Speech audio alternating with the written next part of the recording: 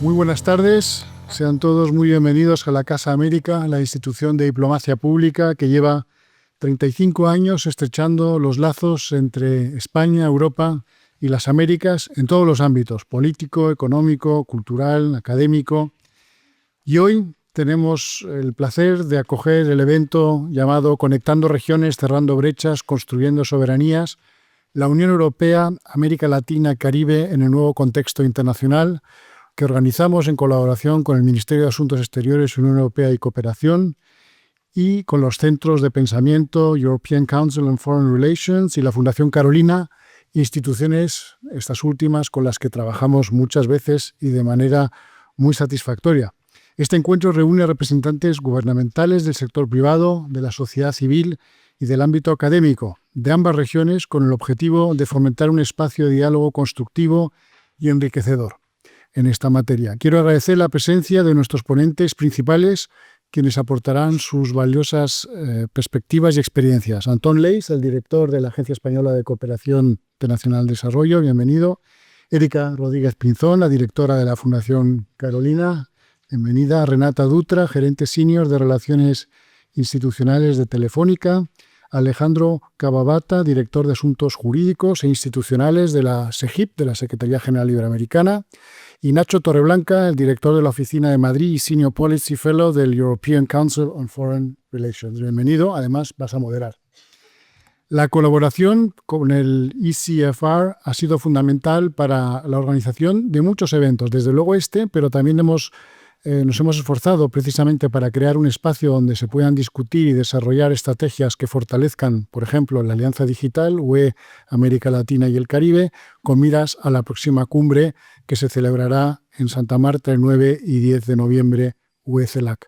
Pero además me gustaría recordar que tuvimos también el año pasado vuestro Congreso Nacional, si se puede llamar así, o conferencia anual en esta casa. La Alianza Digital Birregional es clave para la próxima cumbre UE-CELAC de noviembre, como ya he dicho, y algunos de los puntos estratégicos que hoy se van a tratar y que vamos a poder escuchar de parte de nuestros ponentes versarán en torno a las infraestructuras críticas de conectividad, la ciberseguridad, la inteligencia artificial, por supuesto, las tecnologías verdes o la gobernanza de la alianza digital. Sin más, bienvenidos a Casa América y le paso la palabra a Nacho. Pues muy bien, muchas gracias, buenas tardes. Gracias a todos por estar aquí. Estamos muy agradecidos de estar hoy aquí en Casa América. Como ha dicho el director, como has dicho, León, tenemos una larga colaboración. Empezamos en Chile hablando de partenariados estratégicos Unión Europea-América Latina, así que gracias por todo el apoyo. Y, por supuesto, a los ponentes, a todos los que estáis aquí, que sois reincidentes porque intentasteis venir el día del apagón y como nosotros no lo conseguisteis, así que yo creo que nos honra que os rematricularais en el curso. Justo, además, en tiempos tenemos nosotros en nuestro consejo a Iván Krastev, uno de cuyos libros más famosos últimos se llama La luz que se apaga. No sé si era premonitorio, pero en torno, digamos, a los movimientos tenebrosos que viven las democracias en las relaciones internacionales y el orden liberal internacional. Es muy difícil tener un orden liberal internacional si no hay liberales que lo quieran sostener en casa. Así que, bueno, por lo menos aquel lunes no pudimos, pero hoy vamos a intentar arrojar un poco de luz, si es posible, sobre todas estas cuestiones. Quiero agradecer también, por supuesto, a la Fundación Carolina, que hemos trabajado en este proyecto conjuntamente para publicar este documento de trabajo, pero sobre todo al Ministerio de Asuntos Exteriores y Cooperación, con el cual tenemos una larga historia de cooperación también precisamente en el tema de la alianza tecnológica y digital, y estamos muy agradecidos de que el Ministerio haya confiado en nosotros para intentar impulsar este proyecto que por supuesto consideramos, y es lo que intentamos defender aquí, que nos parece una agenda positiva, sin duda, en un horizonte muy complicado, pero con mucho potencial. En el trabajo, además, no están aquí todos, pero están algunos de los coautores. Está aquí Manuel, el resto de los coautores están viajando por el mundo en este tiempo, pero en nombre de ellos también quiero daros las gracias porque ha sido un trabajo colectivo que a mí desde luego también me ha resultado muy enriquecedor, y poner todo esto junto ha sido especialmente laborioso, sobre todo Irene Sánchez, que está de baja. Le gustaría mucho estar con nosotros, pero os manda a todos también, por supuesto, un saludo. Una pequeña anécdota era cuando era director de opinión en El País, teníamos una norma por la cual decíamos no se aceptarán artículos donde ponga desafíos y oportunidades, Europa en la encrucijada y cosas así, ¿no? Porque había un momento en que decías no, pero siempre es lo mismo, etcétera. Toda crisis es una oportunidad, pero yo creo que es verdad, ¿sabes? En el fondo los tópicos tienen que estar y tienen que sostenerse sobre algo, ¿no? Y a riesgo de violar las normas editoriales de muchas instituciones que publican, es verdad que estamos en una encrucijada y que tenemos un reto enorme y tenemos que conseguir aprovechar o convertir todos esos desafíos en oportunidades, porque creo que nuestros amigos cubanos lo resumen mucho mejor con esta frase tan maravillosa que dicen que o te aclimatas o te aclimueres, ¿no? Que cuando viene una crisis, bueno, tienes que adaptarte, ¿no? No voy a insistir mucho sobre el contexto en el que se va a desarrollar esta cumbre UEFELAC, porque todos lo conocemos, lo trazamos también en la introducción, este mundo que transita de las reglas a la fuerza, de fuertes a débiles, donde realmente, como sostiene el propio Donald Trump, y yo creo que Harari ha observado con mucha certeza, los conflictos existen porque los débiles no se someten. Realmente, si los débiles entendieran que son débiles y se sometieran a los fuertes, no tendríamos conflictos, ¿no? Entonces es una manera de aproximarse muy novedosa desde el punto de vista de los estudios internacionales, pero realmente es un poco el mundo en el que estamos. Y eso a la Unión Europea, por supuesto, la ha interpelado, e interpela de una manera muy específica en un camino en el que ya estaba, de la autonomía estratégica a la seguridad económica, y ahora un planteamiento también muy crudo y en este ámbito también de soberanía tecnológica, ¿no? No estábamos preparados los europeos para aquello contra lo que De Gaulle ya nos previno en el año 56, que era tener un protector abusivo. El protector abusif no era solo tu enemigo el que te generaba vulnerabilidades, sino un aliado que te pudiera comprometer excesivamente en su momento. Y creo que de ahí sí que podemos o tenemos que rescatar una agenda de multilateralismo y de derecho internacional y de reglas que está en el ADN de las dos regiones. Cito de un trabajo que ha escrito Ernesto Talvi en el Real Instituto Elcano, porque no conocía la cifra y el otro día la escuché y la presentó. Los acuerdos comerciales que tiene la Unión Europea con la región latinoamericana cubren el 95% del Producto Bruto de la región. Los de Estados Unidos el 44% y los de China el 14%, ¿no? Y sin embargo, quizá la relación está invertida en torno al rendimiento político de esos esfuerzos. Leía el artículo que ha publicado el embajador, creo que era el embajador de China, bueno, sobre el foro China-CELAC, ¿no? Hemos visto que se ha desarrollado, ¿no? Hay un artículo de opinión del embajador chino, no recuerdo dónde era ahora, pero que precisamente plantea una agenda estratégica muy sólida y muy consolidada, con una visión de la región muy importante, ¿no? Y en cierto sentido, pues nos da algo de celos y de envidia el tener esas ideas, pero quizá no ser capaz de acompañarlas, ¿no?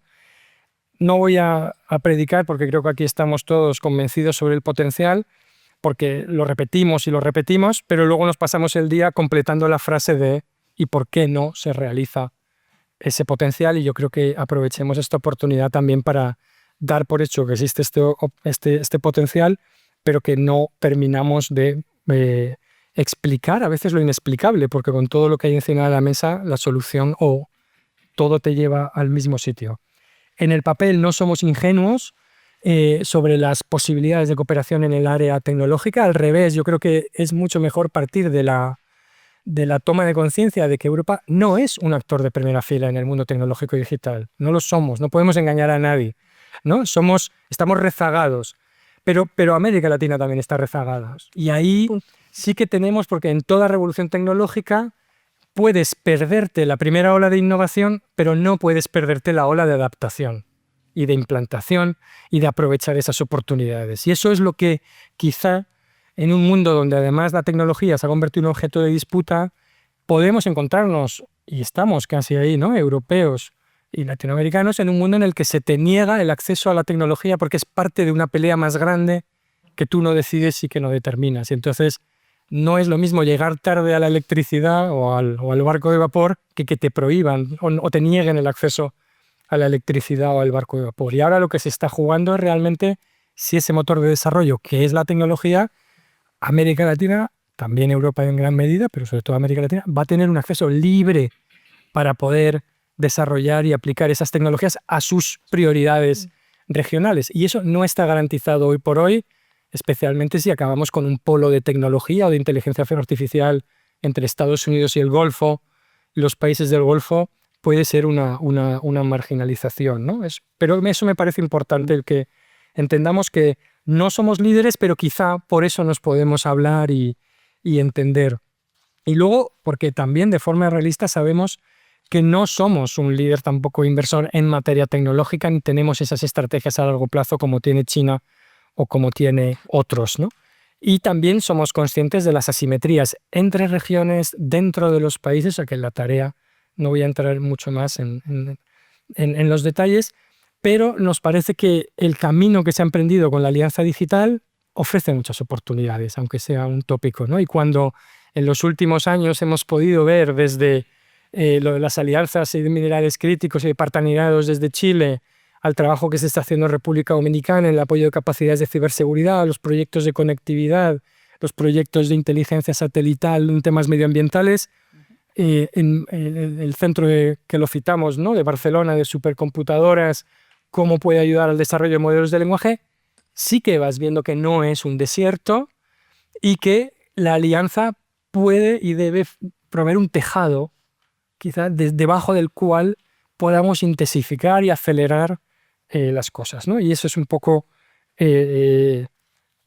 homenajeando a los chinos, ¿no?, que florezcan mil flores, ¿no?, por lo menos, donde nosotros hemos seleccionado en el papel estas 4 áreas: conectividad, infraestructuras críticas, inteligencia artificial, ciberseguridad y tecnologías verdes, y establecemos este tipo de recomendaciones, más una reflexión sobre la gobernanza de la Alianza Digital que creemos también que merece la pena, porque a veces decimos que la institucionalidad del otro lado no es lo suficientemente fuerte o robusta, pero nuestra institucionalidad tampoco es perfecta, ni mucho menos en términos de nuestras coordinaciones, etcétera, y dentro y entre los propios estados, ¿no? Entonces, ahí eso es evidente que no podemos ignorar que tenemos problemas de institucionalidad en los dos lados que tenemos con los cuales queremos trabajar, ¿no? No sé si he hecho justicia o injusticia a mis compañeros y al panel resumiendo un poco la aproximación del trabajo, pero esto es lo que ha salido, así que os agradezco en cualquier caso la atención y luego tendremos un turno de preguntas y debate con el público que nos parece muy interesante. Entonces, sin más, como ya se han presentado a los ponentes, empecemos con la discusión, si os parece. Y si te parece, Antón, quería empezar contigo porque evidentemente, ¿no?, la dimensión de cooperación digital es algo que en los últimos años ha ido adquiriendo una importancia cada vez más creciente, no ya como la guinda del pastel de al final del desarrollo te aparece la tecnología y por lo tanto es una cosa solo para ricos pudientes, ¿no?, sino como elemento que es transversal y que tienes y que debes incorporar desde abajo porque te afecta transversalmente a todas las dimensiones, ¿no? Entonces quería pedirte, desde la agencia, tu visión de la cooperación y esa reflexión que no es solo española, sino que también es europea, ¿no?, cómo estáis viendo cuál es la estrategia y la visión en este área de cambio digital. Gracias. Bueno, muchas gracias. Gracias, Nacho, y gracias, Erika, a los dos por organizar esta conversación, que creo que es tan interesante y tan pertinente. Se hace difícil, en fin, decir mucho más de lo que has dicho, porque yo creo que has presentado muy bien el momento en el que estamos. ¿Qué papel tiene la cooperación en esto? Para seros sinceros, hasta ahora, poco. Y eso es lo que yo creo que tenemos que corregir. Este es un ámbito en el que, pues, nuestros instrumentos tradicionales, nuestros técnicos de cooperación, pues, no estaban necesariamente habituados a trabajar. Tenemos, por seguir con el tópico de los desafíos y las oportunidades, lamentablemente yo últimamente hablo en muchos foros, hoy de digitalización, mañana de seguridad alimentaria, y estamos en un momento de muchísimos desafíos. Y es verdad que la lógica de la cooperación tradicional es ver el mundo a través de desafíos, es decir, cómo podemos resolver los retos globales. Pero están haciendo otro tipo de cooperación un poco más... naciendo. Yo creo que la cooperación española en América Latina o la cooperación iberoamericana, y hay colegas del sistema iberoamericano aquí que hablarán de esto mejor que yo, siempre ha sido una cooperación un poco distinta, no vertical, no de ayuda, sino una cooperación de puesta en común, de desafíos compartidos y de trabajar en una lógica horizontal, o si me permitís, siguiendo con formas geométricas, circular, donde hay un beneficio mutuo. Esto hoy en día es la lógica de la cooperación internacional, en parte porque el sistema tradicional se nos está desmontando, tenemos una retirada muy grande de un actor fundamental, el primer donante de la región, ha desaparecido, un donante además en la región de América Latina, quizás no centrado en estos temas necesariamente, porque Estados Unidos en este ámbito trabaja fundamentalmente a través de su potencial industrial, su potencial de sector privado, pero sí en temas conexos bastante importantes como democracia, derechos humanos, etc. Todo eso se nos ha caído en los últimos meses. Organizaciones de la sociedad civil latinoamericanas que recibirán una financiación muy importante de USAID están recurriendo a otro tipo de financiadores y, en fin, en algunos casos, financiadores de donantes emergentes que no son democracias y no figuran muy altos en el ranking de derechos humanos, están recibiendo financiación sobre estos ámbitos. Entonces, el mundo está cambiando y se nos abren para una cooperación un poco distinta, una cooperación un poco más política, y quiero reivindicar la palabra política aquí, un poco más estratégica, la oportunidad de establecer unos vínculos sobre agendas compartidas. No la agenda de los manuales de la economía del desarrollo, sino los intereses, los círculos concéntricos de intereses entre dos regiones. Yo creo que tú lo decías muy bien, Nacho, aquí tenemos una región como nosotros que no está bien en esto y que además tenemos un hándicap adicional como europeos, que es una región que no nos ve a Europa como un socio en este ámbito. Y no recuerdo, para el apagón tenía la cita, pero la he perdido en mis notas.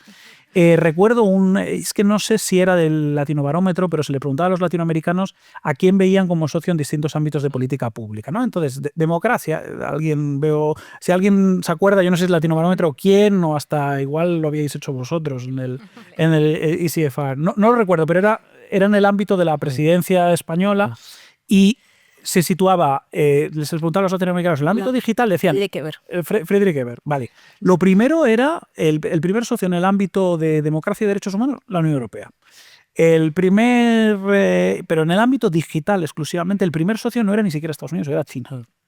Y Europa era, no sé, un 40, un 30 y Europa menos de un 10%, ¿no? Entonces, yo creo que nuestro valor añadido en esta cooperación birregional no es tanto la tecnología, no la tenemos. Tú hablabas del Centro de Supercomputación de Barcelona, yo les he visitado, luego os contaré alguna cosa que estamos haciendo con ellos. Les preguntaba, oye, el hardware y tal, ¿de dónde viene? Y me decía, 100% de Estados Unidos. Pensamos que en 3 o 4 años se puede producir aquí en Europa, pero por ahora de Estados Unidos. Digo, bueno, no hay más preguntas. Y ellos mismos, que no son no hacen análisis geoestratégicos, son científicos, nos señalaban, siguiendo las noticias, pues la preocupación que esto les genera en un contexto de crisis, de guerra comercial y, bueno, de un contexto de relaciones internacionales donde se está forzando un cierto desacoplamiento, se está forzando a los países a tomar decisiones sobre qué soluciones tecnológicas y de otro tipo quieren tomar. Entonces, ¿qué es lo que yo veo? Desde luego tenemos que trabajar sobre esto, entre otras cosas porque el mundo se ha hecho digital y la cooperación, como digo, se centra mucho en los desafíos, pero esos desafíos son desafíos reales.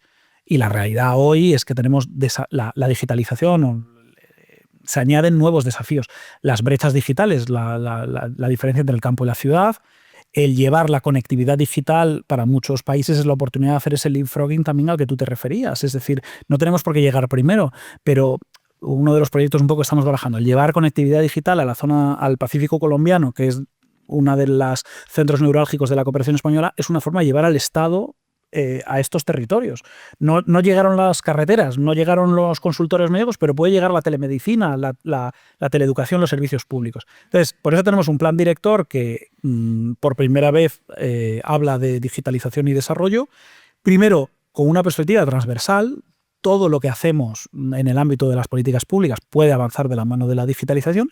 Y segundo, que tenemos que trabajar la digitalización para el desarrollo, es decir, los temas de conectividad absolutamente fundamentales, los temas de habilidades, de skills. No podemos hacer que esta transición digital se convierta a una donde haya más ganadores y más perdedores. Están los temas de infraestructuras, donde yo creo que francamente en América Latina nuestro papel tiene que ser un poco más catalítico.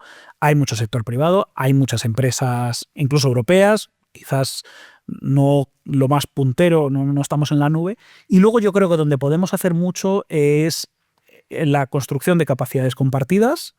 Por eso, con el Centro de Supercomputación de Barcelona, pues estamos trabajando en una alianza de centros de supercomputación latinoamericanos y europeos, no solo españoles, para que la capacidad de supercomputación, que sabéis que es fundamental para trabajar la inteligencia artificial, se pueda compartir.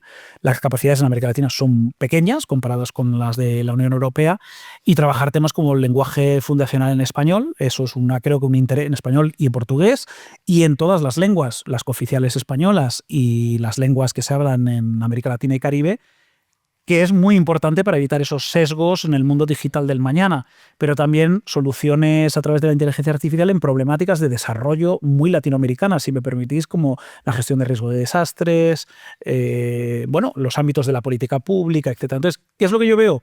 La resolución de brechas, en el fondo, nuestra cooperación tradicional de toda la vida. O sea, ¿qué es lo que, si alguien dice, en América Latina, ¿qué hace la cooperación?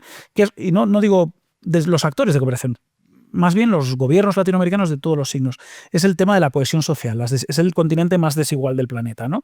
Pues cómo podemos movilizar la digitalización para generar unas economías más competitivas, pero también más cohesionadas.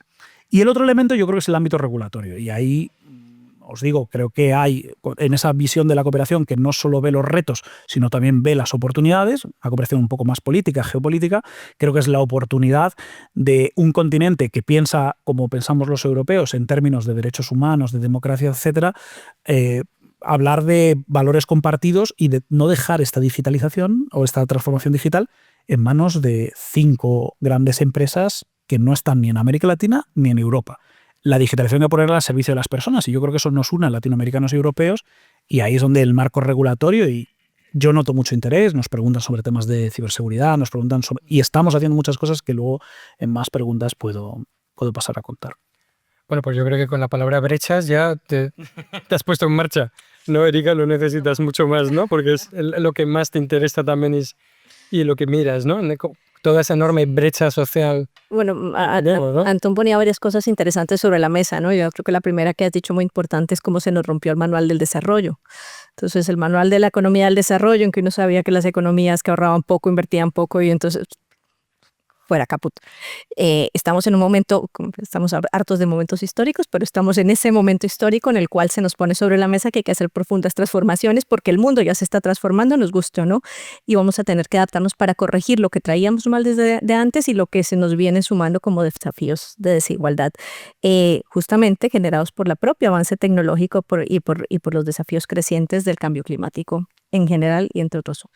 Entonces, y entonces me recordaba otra anécdota. Hace unos años yo estaba, hace ya unos años, unos 11, 12 años, estaba yo por el Chocó haciendo una misión, después de muchos días por el río Atrato, llegué a un pueblito en el cual había un kiosco digital, porque el gobierno colombiano ha hecho un enorme esfuerzo por poner kioscos digitales. El kiosco digital era un ordenador con conexión a internet. Y hice una fila como de 1 hora delante de todos los chicos que querían ver su Facebook. Bueno, os imagináis lo insoportable era. Tú que querías poner ese correo electrónico, llegué a casa, llegué, sigo viva, y delante, todos viendo el Facebook. Y el siguiente. Pero es muy curioso, esto es lo curioso de la digitalización. Primero, era evidente que había una falta de infraestructuras, ¿no? Allí todavía no habían muchos teléfonos inteligentes, no había. Entonces, pero existía el enlace, existía la demanda, existía la conexión al Facebook. Todos los chicos de ese pueblo tenían un Facebook, aunque hubiera un ordenador, ¿no? Esa forma desigual en la que llega la tecnología a las personas. Esto es lo curioso, ¿no? El Facebook lo usaban para comunicarse. Probablemente no tenían un amigo en China, ni habían hecho amigos en Malasia, ni en Reino Unido. Estaban comunicando con el del pueblo al lado, con el que estaba atrás en la fila. Pero ¿cómo ha mediado esto nuestra relación con el mundo? No les había abierto todas las expectativas, pero todos tenían Facebook y hacían la fila de 1 hora para conectarse al Facebook. Entonces, eso es lo curioso de la tecnología, y este es el gran reto, esas brechas y esas asimetrías nuevas que ha creado. Entonces, gran acceso a muchas cosas, muchas de ellas muy peligrosas, como la desinformación, de la cual no hemos hablado, pero que tiene un enorme papel en América Latina, en los procesos políticos actuales. también porque que tiene unos desafíos en la forma en que distintas partes de la sociedad acceden a la información.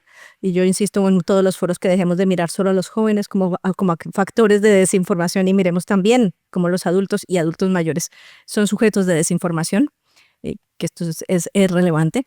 Y luego tenemos otra parte que es cómo esto se articula con todas las brechas preexistentes en la región. Y yo quiero incidir en dos brechas que a mí me parecen especialmente importantes. Y la primera es la brecha de productividad. Entonces, este momento es el momento, porque todas las demás, en general, sabemos que tiene una brecha institucional de la que me referiré después, ¿no? Yo compro el diagnóstico de las brechas en América Latina que plantean la OCDE y la CEPAL, pero esa brecha de productividad es fundamental, porque esta es la brecha donde hay una oportunidad muy importante, donde aliamos actores que podrían subirse al carro para aprovechar el momento que tenemos y las herramientas que tenemos para cambiar las cosas. Y jugamos un papel relevante como Unión Europea, justamente porque tenemos esos desafíos, esos desafíos comunes que dijo Nacho. Y no son solamente las oportunidades o lo que Europa pueda tener, sino un desafío común en un sistema en el cual las dos regiones necesitan posicionarse. Y eso crea una ventana de oportunidad importante. Tenemos desafíos para fortalecer un sistema regulatorio en el cual creemos y en el cual tiene un respaldo social relativamente alto en las dos regiones.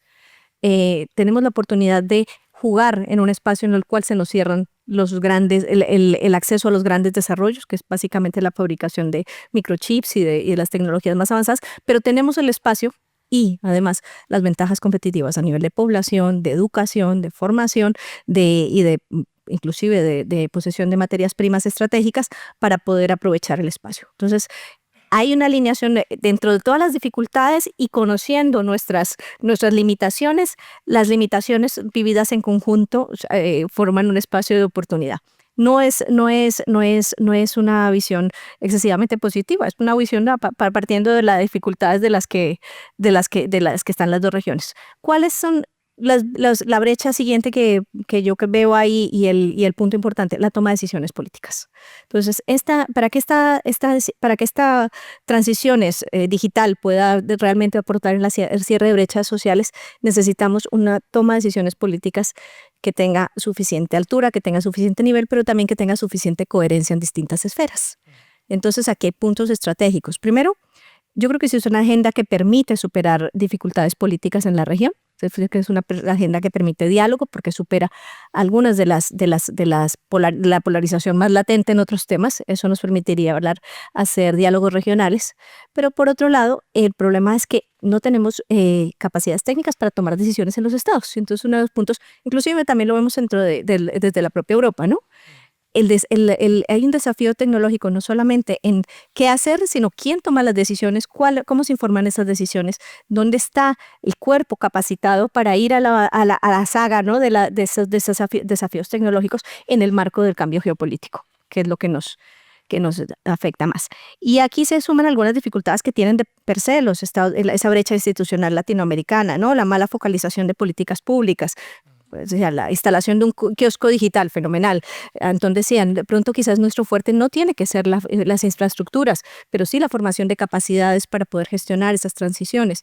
La necesidad de gestionar que esas transiciones incidan en la productividad en la región, es decir, cómo llevarlas a las pequeñas y medianas empresas que son las que realmente dominan el panorama económico de la región. Cómo hacer que incidan en la mejora de calidad de las políticas públicas, biomedicina, o sea, eso es toma de decisiones políticas. Y ahí es donde yo veo una enorme dificultad a nivel regional, donde no hay capacitación suficiente, no hay todavía una conciencia suficiente y incentivos para que esa toma de decisiones aborde lo digital como un eje fundamental de la transformación de los países. De hecho, se sigue viendo a veces como un lujo, ¿no? Como una cosa que queda accesoria a políticas sociales que siguen dinámicas que que están ancladas a un momento que no ven, ¿no? El potencial de lo digital y la indispensabilidad de lo digital. Y quería incidir un poco en algunos desafíos que me preocupan a mí especialmente con el cambio de la política de Estados Unidos, ya para terminar, que es el tema de los cambios regulatorios y la apertura del amplio acceso a actores no estatales que tienen mucha capacidad de lobby, de cambio sobre el sistema, y hoy en día generación de tecnología en América Latina tiene una dimensión especial, y es que vamos a ver vemos actores cada vez más potentes dentro del mundo digital, como son los actores criminales. La ausencia de Estados Unidos va a tener incidencia importante en ciberseguridad porque buena parte de los proyectos venían en ciberseguridad, buena parte de los proyectos de la cooperación norteamericana sí que estaban en temas de lucha contra el crimen organizado en el ciberespacio, y ese espacio en la actual situación de América Latina es un espacio relevante e importante, sobre todo cuando sabemos que hay una amplia, que las fronteras entre las economías lícitas e ilícitas cada vez están siendo más difusas, y también lo están siendo en el espacio digital, ¿no? En el espacio entre la economía digital lícita e ilícita hay cada vez fronteras más difusas, hay más actores que entran a actuar ahí, también por precariedad del empleo, también por otra serie de aspectos que convergen en lo que es el ilícito en general. Pero yo creo que tendríamos que también tener una mirada especial y una especial atención, y hay algunos proyectos europeos que atienden a ese punto de la ciberseguridad vista con una dimensión más amplia, no solamente con la dimensión social, con la dimensión del impacto desestabilizador que tiene concretamente en esta región. Estupendo, porque además es verdad que has citado que casi sería el siguiente trabajo, ¿no? Que es el tema de democracia y tecnología también en la región, ¿no? Yo creo que me parece muy, muy fértil la discusión porque es algo que no hemos tratado ciberseguridad, pero no hemos podido entrar a fondo en ello porque está en la fase final del trabajo, cuando de repente empiezas a tener toda la polémica que ya venía de la pandemia y la desinformación, pero vuelve a surgir en elecciones, en procesos electorales, con la región donde menos gente cree en los resultados electorales, cuando contar votos era fácil antes, pero claro, la creencia en los votos es muy difícil de construir, y eso me parece también los dos que habéis hecho eso. Los europeos tenemos la ley de servicios digitales, pero no la aplicamos. Los brasileños la aplicaron sin tener la ley de servicios digitales. Le cerraron la plataforma de más 24 horas y fue como un gatito allí a presentar los papeles que le pidieron. O sea que también yo creo que es interesante que compartamos ese tipo de aproximaciones, ¿no? Y hago una incidencia en nuestro curso de verano que tendremos en el minuto de publicidad. Minuto de publicidad ganado y merecido que tendremos en verano. Justamente vamos a entrar en temas de democracia. Perfecto, pues como estaré allí me beneficiaré mucho de eso, porque es verdad que hay también en la crisis de seguridad una tentación tecnológica autoritaria, ¿no? de utilizar la tecnología para resolver la crisis de seguridad. Con reconocimiento facial, o sea, el punitivismo digital, etcétera, ¿no? Marcadores sociales, etcétera, etcétera, ¿no? Pero me parece muy interesante, lo dejamos ahí porque es un debate que desde luego merece mucho la pena, y creo que vamos a tirarnos todo el año hablando de esa tentación tecnológica autoritaria y de si es parte de la solución o parte del problema, ¿no? Alejandro, además, encantado también de tenerte aquí.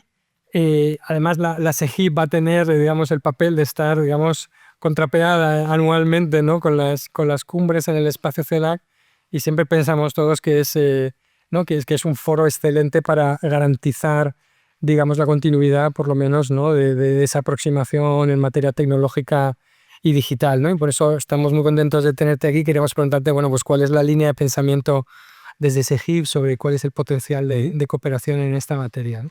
Pues muchísimas gracias, ¿no? A todos los organizadores por la invitación y poder estar estos minutos. Muy brevemente, primero para contextualizar, todos los que están aquí son expertos en las relaciones Unión Europea, América Latina y Caribe, con lo cual son datos que vienen de abajo. El 96% del PIB lo tendremos si se firma el acuerdo Unión Europea-Mercosur, no si no se firma. Si se ratifica. Que está pendiente, bueno, si se ratifica, perdón. Pero todos sabemos que Europa es el principal contribuyente en cooperación al desarrollo en América Latina y Caribe. Es el principal inversor, tiene un stock de inversión de 700.000 millones de euros en América Latina, y es el tercer socio comercial después de Estados Unidos y China con América Latina y el Caribe. Todos conocemos el nivel de dependencia que tiene Centroamérica mirando hacia Estados Unidos y Norteamérica, y cierta creciente dependencia del Cono Sur respecto de China. Yo creo que hay que agradecer muy especialmente al gobierno de España el esfuerzo que ha puesto para que a partir del 2023 Unión Europea recupere la mirada estratégica hacia América Latina y el Caribe, y eso se reflejó en conseguir que luego de 8 años de no haber reuniones entre Unión Europea, América Latina y el Caribe, gracias al esfuerzo español, apoyado por Portugal, pero sobre todo con la presidencia española, se consiguió reactivar el proceso de cumbres Unión Europea, CELAC, Unión Europea, América Latina y el Caribe, que tendrá su continuidad y que será muy importante la cumbre de noviembre en Colombia, porque habrá que ver si ese proceso que empujaron tanto y que se prolongó, y cabe, lo que estamos aquí lo sabemos, pero cabe la pena mencionar, los acuerdos luego de la presidencia española, tanto la firma del acuerdo del Mercosur, como el nuevo acuerdo modernizado con México, como el nuevo acuerdo con Chile, que también se produjeron en el periodo 23, 24, 25, lo que dan cuenta de que generar alguna expectativa respecto de la cumbre en Colombia puede llevar a algún mecanismo estructurado distinto, más potente, o un diálogo más profundo, tanto a nivel político como en materia de cooperación. Estos acuerdos son políticos de cooperación en algún sentido, o vinculados a lo arancelario, comercial, etcétera. Por lo tanto, ahí hay un punto de partida diferente gracias al esfuerzo en buena medida del gobierno de España. Quizás también lamentaremos la salida de Josep Borrell de los altos cargos en el sistema europeo, pero esperemos que no. Eso pone en el escenario la importancia con la guerra de Ucrania, el conflicto en Gaza, más la decisión del gobierno de Estados Unidos de Norteamérica de diversificar actores y de reducir dependencias. En ese contexto, lo decía Antón, la cantidad de iniciativas que tiene la cooperación europea, específicamente en el ámbito digital, que tienen diferencias en antigüedad y en lógicas y que se están tratando de hacer converger bajo el paraguas del Global Gateway. Pero abajo del Global Gateway hay distintas lógicas diferenciadas que tienen a veces difícil o compleja coordinación. Está no solo el D4D Hub, que está mencionado en el documento, que por supuesto nos parece un excelente documento y agradecemos muy, muy especialmente.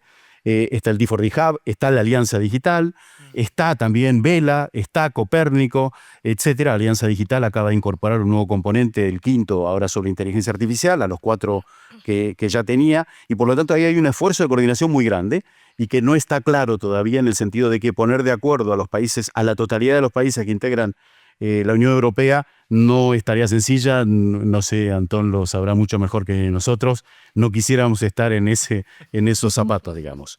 Eso genera una lógica de una decisión de coordinación política en un momento en que no está tan clara que la prioridad siga siendo América Latina, o habrá que seguir empujando para que la agenda de América Latina y el Caribe tenga el nivel de importancia que la cumbre que impulsó el gobierno de España trató de dar a ese relacionamiento.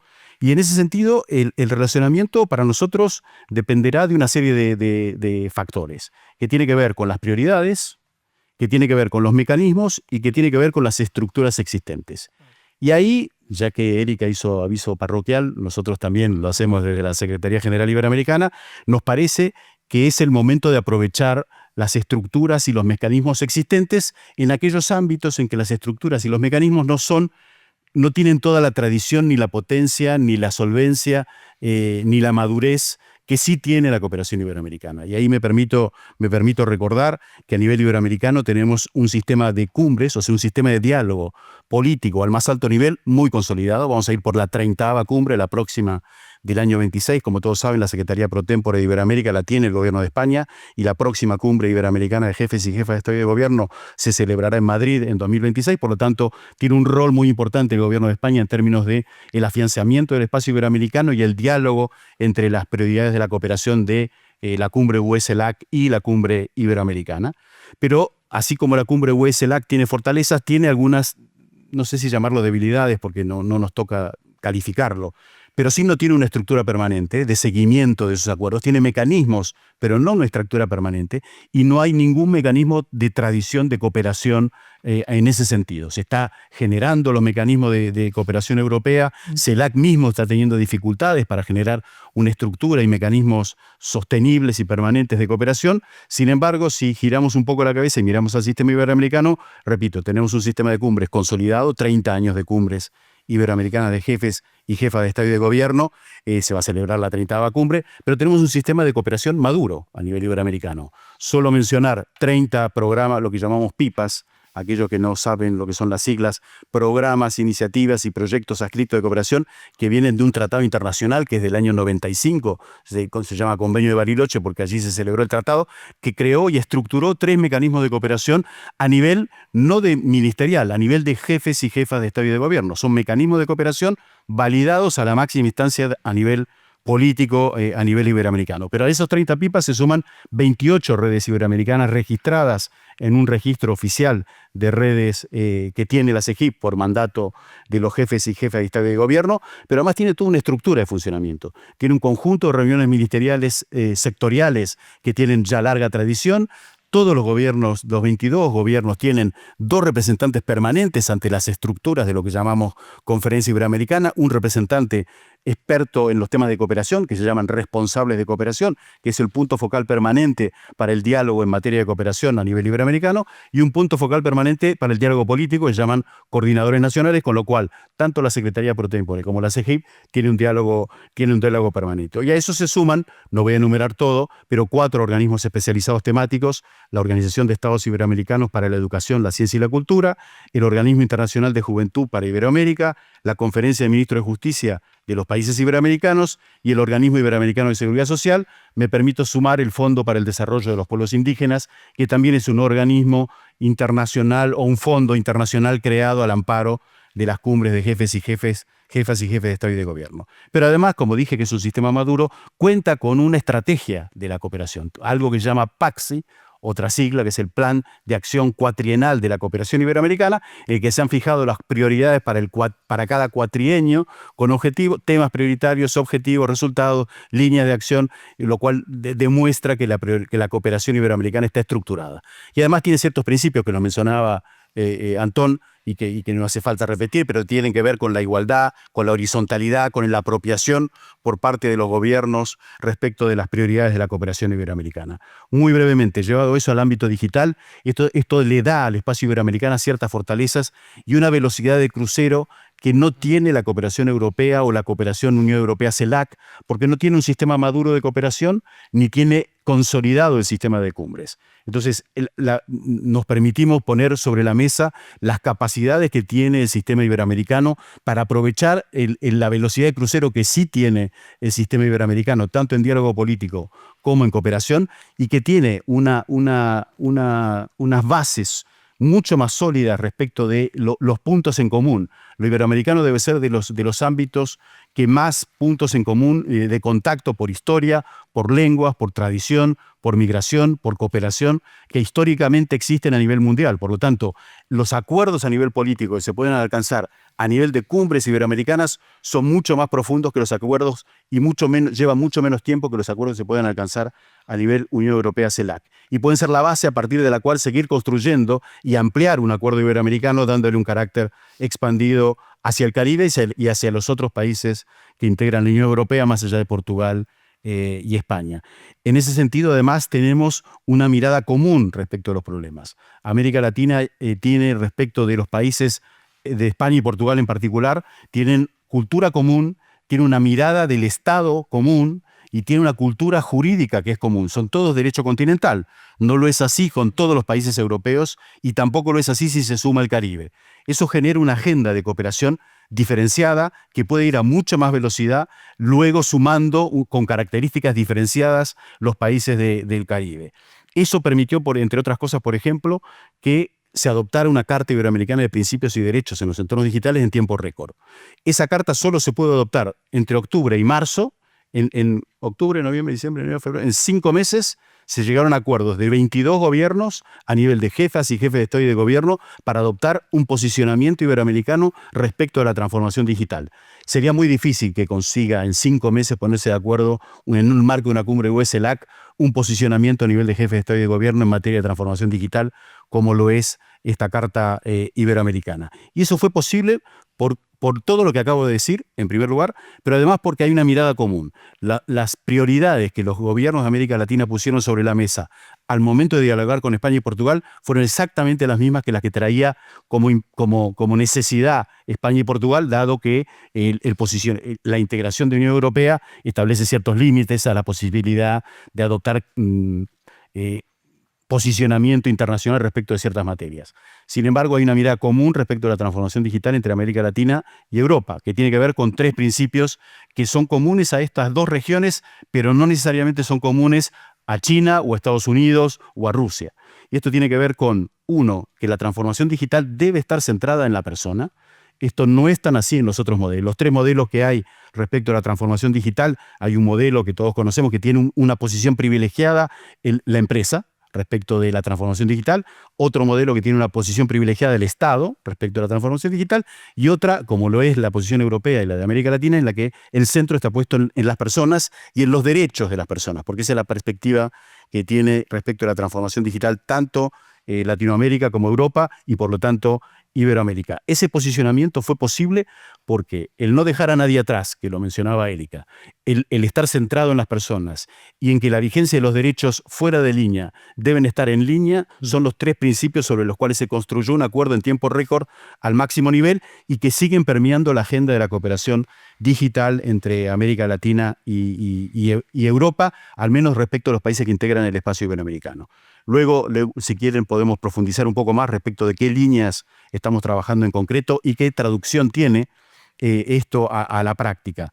Me permito retomar algo que decía Erika respecto del marco regulatorio. Efectivamente, en temas de marco regulatorio, dado que hay una cultura jurídica común, creemos que hay un valor agregado de la cooperación iberoamericana y de la cooperación entre América Latina, Caribe y Europa que hay que explotar de manera muy especial. Y también, solo mencionar de algunos desafíos, la falsa dicotomía que se planteó cuando se adoptó la Carta Iberoamericana. En algunos medios de comunicación salió: América Latina se equivoca, está cometiendo el mismo error que Europa, avanzando en regulaciones que impiden el desarrollo tecnológico, y no estando Europa ni América Latina en la punta del desarrollo tecnológico, la regulación lo único que va a generar es un deterioro de las capacidades de crecimiento y por lo tanto es un lastre al crecimiento en el desarrollo tecnológico. No creemos para nada que sea así. El respeto a los derechos fundamentales no es un lastre al desarrollo tecnológico. El desarrollo tecnológico debe ir de la mano del respeto a los derechos fundamentales. Y eso no significa excederse en la regulación, sino que significa tener un balance adecuado entre lo que es la transformación digital en este caso y lo que es el respeto a derechos fundamentales. Genial, Alejandro, pues muchísimas gracias. Veo que queda algún participante por aquí de pie, si puede acercar una silla de las que están ahí dentro y asomarse, así no tienen que estar de pie o se pueden asomar. Bueno, si no registro mal, no es un participante más, es el secretario general del Organismo Internacional de Juventud. Pues no lo conocía, pues razón de más para que le acerquemos una silla, pero porque no tengo el gusto de conocerlo después de su toda posesión. Renata, creo que estás aquí porque nos tienes mucho cariño a CFR y colaboras siempre con nosotros, pero también porque el sector privado era muy importante que tuviera una voz aquí. Hablamos de valores, pero hay que darle valor también, ¿no? Y esos valores tienen que tener también un valor, ¿no? Y que se puedan poner en marcha. Y nos has ayudado también mucho en la relación con Brasil y estamos muy agradecidos. No quiero abrir la polémica sobre qué es Brasil en Latinoamérica porque nos merecería toda la tarde-noche y no sé si... pero recuerdo, ¿no? de nuestra estancia reciente en Brasil con el CEBRI y las encuestas, ¿no? Que la percepción que los brasileños tienen de América Latina es a veces para el resto de la gente que no está muy al tanto más sorprendente de lo que esperaban, ¿no? En cuanto a la dimensión y a la percepción incluso, y ciertamente en el ámbito de la alianza digital, Brasil también tiene sus propios puntos de vista. Tenemos un diálogo bilateral entre Brasil y la Unión Europea muy potente y quizá eso también condiciona mucho otros elementos en la relación, etcétera. Pero bueno, con eso quiero decir que Brasil tiene una entidad en sí misma, también la tiene para una gran compañía que es una compañía euro-latinoamericana que está en los 2 países más grandes en ese sentido, ¿no? Está tanto en Alemania, aparte de España, ¿no? Pero también en Brasil, ¿no? Y obviamente la conectividad es, digamos, la madre de todas las batallas en todas estas cuestiones. Tiene que ser con ciberseguridad, tiene que ser con formación y capacidad, pero sin conectividad no hay nada, ¿no? Y por eso queríamos especialmente conocer, ¿no? la opinión tuya y la del sector privado en este tema, en donde sois tan importantes como agente de despliegue y de transformación y donde estáis sometidos a un entorno donde toda esa competición geopolítica tenéis el aliento en la nuca, digamos, ¿no? De las presiones entrecruzadas de un lado y otro. Gracias, Renata. Gracias a ti, Nacho. Gracias a ICFR y Fundación Carolina, CEGIB, Casa de América. Telefónica se siente muy cómoda de ser un actor del sector privado en este ecosistema latino iberoamericano aquí en España. Un mecenas y a la vez un articulador de ideas y de intercambio de conocimiento, que es lo que estamos haciendo aquí hoy, ¿no? Desde luego el tema del paper y lo que nos trae aquí alude, implica mucho a Telefónica, ¿no?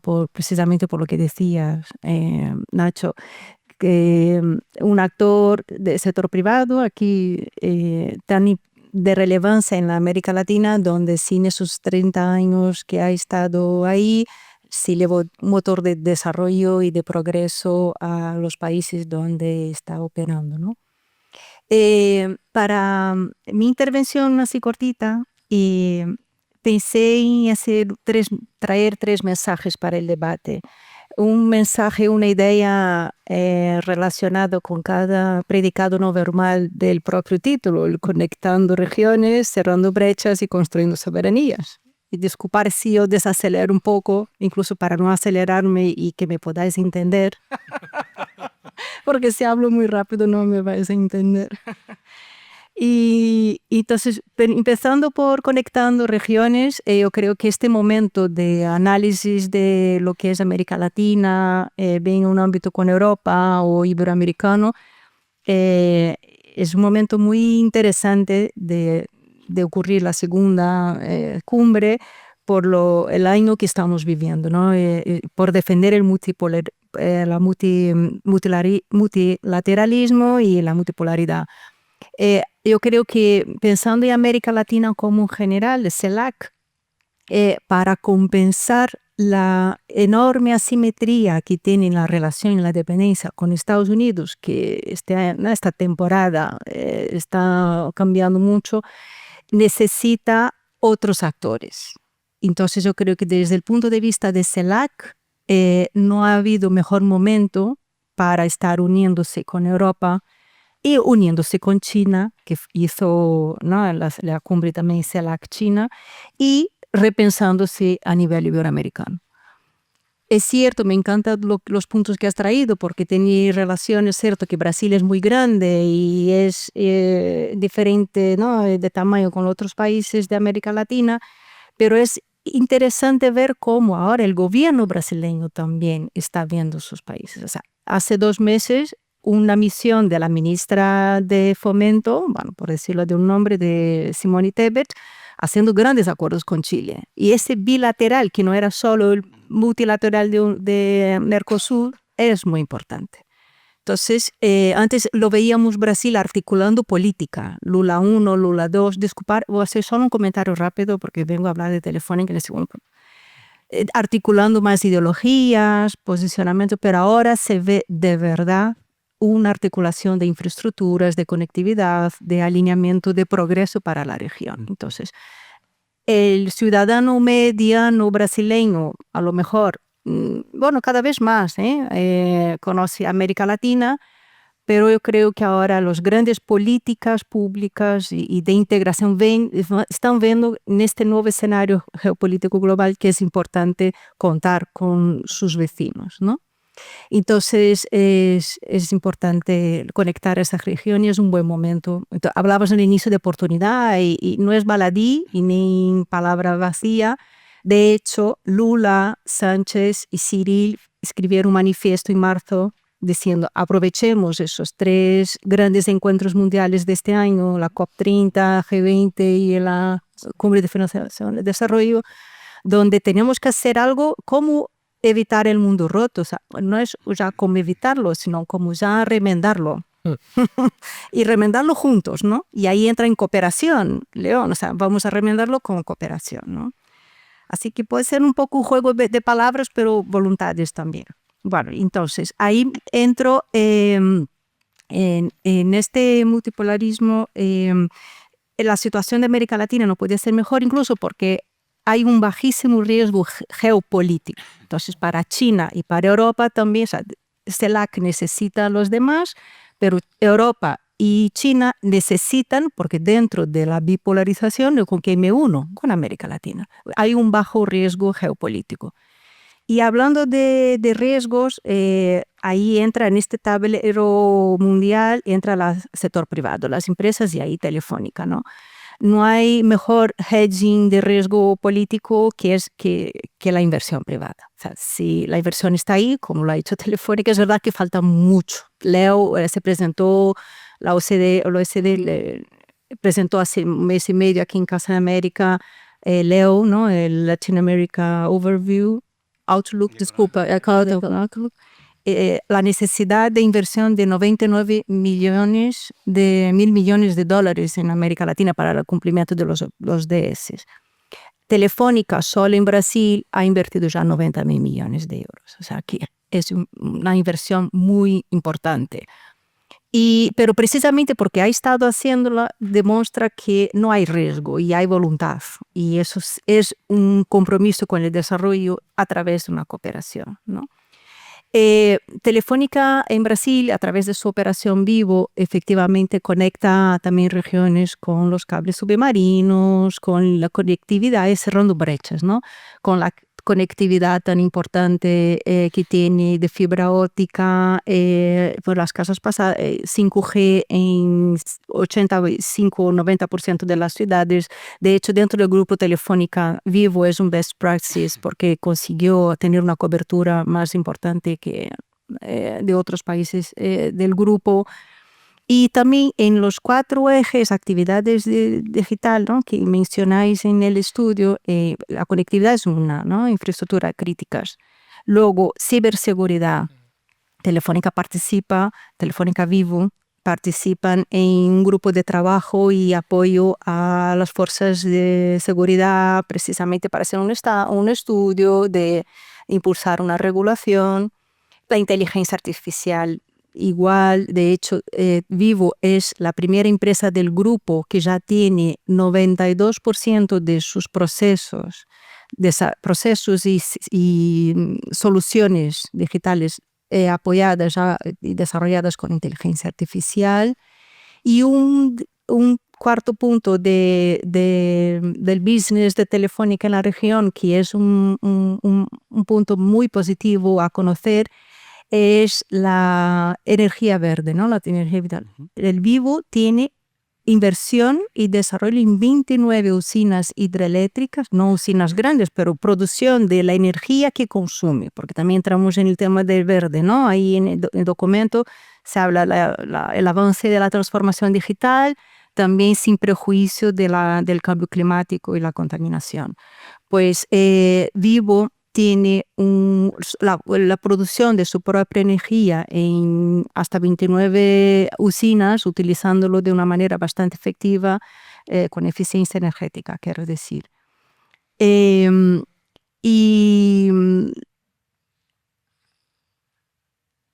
además de eso, me lleva ya al tercer punto de construyendo soberanía, que ahí vuelvo un poco al público, y hablando otro detalle del gobierno brasileño, precisamente lo que mencionabas, la manera con que Brasil está conduciendo la transformación digital de este momento geopolítico importante, yo creo que es defendiendo la soberanía, ¿no? Construyendo la soberanía. Brasil tiene un histórico, así un histórico de contestar, de haber contestado, no de producir tecnología, sino que de ir protegiendo el gran mercado, sus consumidores. Entonces Brasil tuvo liderazgo en esa soberanía digital en el programa de software libre en los inicios de los 2000, de Internet libre, que fue luego la semilla que llevó a las Naciones Unidas y al IGF a desarrollar un marco civil de Internet que es ejemplo en todo el mundo. Y ahora recientemente podemos decir justo lo que comentaste, el golpe en la mesa que ha dado el ministro, el juez del Supremo, a las big techs, ¿no?, americanas, aquí eso no es la casa de dama en Juana, como se dice, es decir, que hay orden, eso es un gran ejemplo de soberanía, ¿no?, de soberanía estratégica, de soberanía nacional. Y esa soberanía, creo que el gobierno brasileño precisamente lo está llevando al diálogo bilateral con la Unión Europea, que en febrero, de hecho, uno de los titulares es que Brasil defiende junto con la Unión Europea un nuevo modelo de gobernanza digital. O sea, estamos en un diálogo para reformular una gobernanza digital. Aquí no serán solo los actores, ¿no?, privados, perdón, y también la cuestión de la... Ay, disculpa, aquí se me ha ido la idea. Pero bueno, no pasa nada. Lo que quiero decir es que Brasil entonces ha hecho un golpe en la mesa con este tema de soberanía y por otro lado, con los BRICS, era lo que me estaba faltando, también va defendiendo toda la regulación de inteligencia artificial, diciendo hagamos de un modo diferente precisamente enfocado en las personas, porque no podemos ahora llegar a este momento de uso de la inteligencia artificial, donde él tiene el liderazgo de BRICS, a hacer una defensa completa enfocada en las personas, ¿no? Dejo por aquí porque iba a comentar un tema de la cortina de fuego, pero no ya seguidamente. Bueno, con el calor que hace podemos hablar luego todo, seguramente. ¿Queréis, antes de que pasemos, queréis hacer algún comentario o observación de lo que habéis planteado aquí entre vosotros antes de pasar al público o pasamos? Quizás una reflexión muy breve sobre el tema de los actores, ¿no? La necesidad imperiosa de trabajar con el sector privado en todas estas cuestiones. Yo creo que, y de tener una visión holística. Ahora vamos a tener la conferencia de financiación de Sevilla, hablamos mucho de financiación del desarrollo, hay en realidad, yo digo de manera un poco provocadora a la gente de la cooperación que el capítulo menos importante de Sevilla es el nuestro, el de la ayuda oficial al desarrollo. Tenemos el compromiso del 0,7, casi todo el mundo lo está incumpliendo, casi todo el mundo se está bajando, nosotros no, pero hay una serie de elementos, la movilización de recursos domésticos, que tiene mucho que ver con la digitalización también, ¿no? Y, en fin, tampoco vamos muy bien con eso de los impuestos a las empresas tecnológicas, pero bueno. Y sobre todo el tema de que esto de la cooperación ya no solo es una transferencia de ayuda oficial al desarrollo, es una transferencia de tecnología, la facilitación de oportunidades comerciales y de inversión, etc. Los países nos están pidiendo no ayuda, nos están pidiendo alianzas estratégicas en las que pues, la transferencia de tecnología, que poca lamentablemente vamos a poder transferir a América Latina, pero vamos, la que podamos así será, pero esa visión un poquito de alianzas y por supuesto, desde luego muy importante y en América Latina clarísimamente por parte de España, de la inversión del sector privado a partir de objetivos de política pública. Esto no va de una colección de inversión que muy legítimamente las empresas hacen, ¿no? Pero sino de una visión un poco estratégica de la digitalización, la transición climática, la cohesión social, etcétera. Sí, yo retomaría esa idea justamente, ¿no? La necesidad de que haya una transversalidad en la comprensión de este fenómeno, que es donde se tienen que articular las distintas políticas, pero porque hay claramente un objetivo, porque es claramente el instrumento indispensable para que funcionen. Y el papel del sector privado es clave, pero también el sector articularlo desde el punto de vista de la educación. Entonces, no es solamente una cuestión y este es un punto, no es solamente los skills para la transformación, sino cómo vamos a democratizar todos los procesos a través de los cambios en la educación. Y hay debates muy interesantes, algunos de ellos que estamos teniendo aquí, ¿no? Cómo incorporar la digitalización, en qué edades incorporarla, sus riesgos, las necesidades que tiene. Es un debate que yo creo que está muy vivo en todas las sociedades y que tenemos que donde hay un espacio posible y un espacio que además es muy iberoamericano porque va a tener que ver con los fundamentos de Iberoamérica, que son educación, que es el español, que es el espacio de la cultura también. El portugués, por supuesto. Y el portugués. Siempre lo dejamos de lado, pero ahí está. Sí.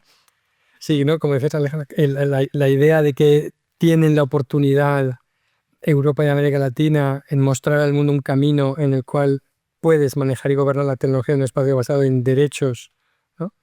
Y devolver también, ¿no? Lo estamos viendo en la gran pelea, ¿no? La salida el discurso de salida de Biden es el complejo industrial tecnológico, ¿no? Y el cómo devolver la digitalización y ponerla en manos, ¿no?, de las personas con políticas que son muy arriesgadas y muy controvertidas, pero... Perdona, Nacho. Yo empecé mi carrera profesional muy lejos de la cooperación, trabajando en derecho de la competencia. Y este tema me parece fundamental. Es decir, yo creo que lo que se está debatiendo en el mundo, esto va muy lejos de la cooperación, es si el futuro, que necesariamente es digital, pero el futuro de nuestra economía de mercado, de nuestras democracias, etcétera, va a estar en manos de 5 grandes empresas tecnológicas en un lugar muy concreto del mundo, o va a estar en manos de los ciudadanos. Y eso yo creo que es lo que hace la regulación. La regulación, por mal que pese a muchos, no es una cosa pensada para fastidiar, es una cosa para proteger intereses públicos. Y de verdad creo que en estos momentos, como euro-latinoamericanos, vemos amenazadas nuestra democracia con el crecimiento de grandes titanes tecnológicos que tienen todo el derecho del mundo a competir en una economía de mercado, pero que están, en última instancia, se están convirtiendo en actores como fueron los que así nació el derecho a la competencia, los trusts en Estados Unidos a finales del siglo XIX. Y yo creo que estamos un poco en ese tema, ¿no?, de soberanía o de autonomía de lo público, de la política, de la democracia, en fin. Un matiz a lo que decía Antón, ¿no? Obviamente tiene que ver con eso, pero también lo que decía Erika, el fenómeno de la necesidad de trabajar en conjunto. Son fenómenos transnacionales. La transformación digital va a requerir de cooperación. El ciberdelito o la ciberseguridad va a requerir de cooperación. La transformación energética y climática va a requerir de cooperación. Y por lo tanto hay que funcionar a nivel de plataformas de cooperación en acuerdos regionales o multinacionales. Y eso solo introduzca un matiz de complejidad. Así como mencionaba Antón, la complejidad de coordinar a los países europeos y a los mecanismos de europeos, solo mencionar la complejidad que tiene la transformación digital a nivel interno de los gobiernos de América Latina. Anécdota, para elaborar la Carta de Derechos Digitales Iberoamericana, le pedimos a los jefes de Estado y de Gobierno que identificaran un interlocutor en representación del Estado en materia de transformación digital, porque era un texto que iba a aprobar el jefe de Estado. Muy difícil. La gobernanza de la transformación digital, no solo a nivel de estructura de gobierno, sino en las relaciones con la sociedad civil, los actores de la sociedad civil, empresarial, es un mundo muy difícil de abordar. Hubo representantes de 11 ámbitos competenciales a nivel de adopción de una Carta de Derechos Digitales. Había agencias, había Ministerio de Ciencia y Tecnología, había Ministerio de Transformación Digital, había oficinas de las presidencias. Hay un nivel de descoordinación interno a nivel de los gobiernos de América Latina, ya no hablo de Europa, respecto de cuál es la política holística o coordinada global que se va a adoptar en temas de transformación digital, no solo para la adopción de infraestructura, sino también hasta identificación digital, interoperabilidad en sistemas de gobierno digital, plataformas de gobierno digital. No se ponen de acuerdo. Hay modelos distintos. Acabamos de recibir un informe sobre servicios de interoperabilidad en servicios de gobierno digital. Hay 3 modelos, según nos decía el informe, uno incipiente, uno centralizado y otro federado, pero es que es muy complejo el gobierno de la transformación digital, no digo hacia afuera en cooperación, sino hacia adentro para establecer estándares comunes a nivel interno, digamos.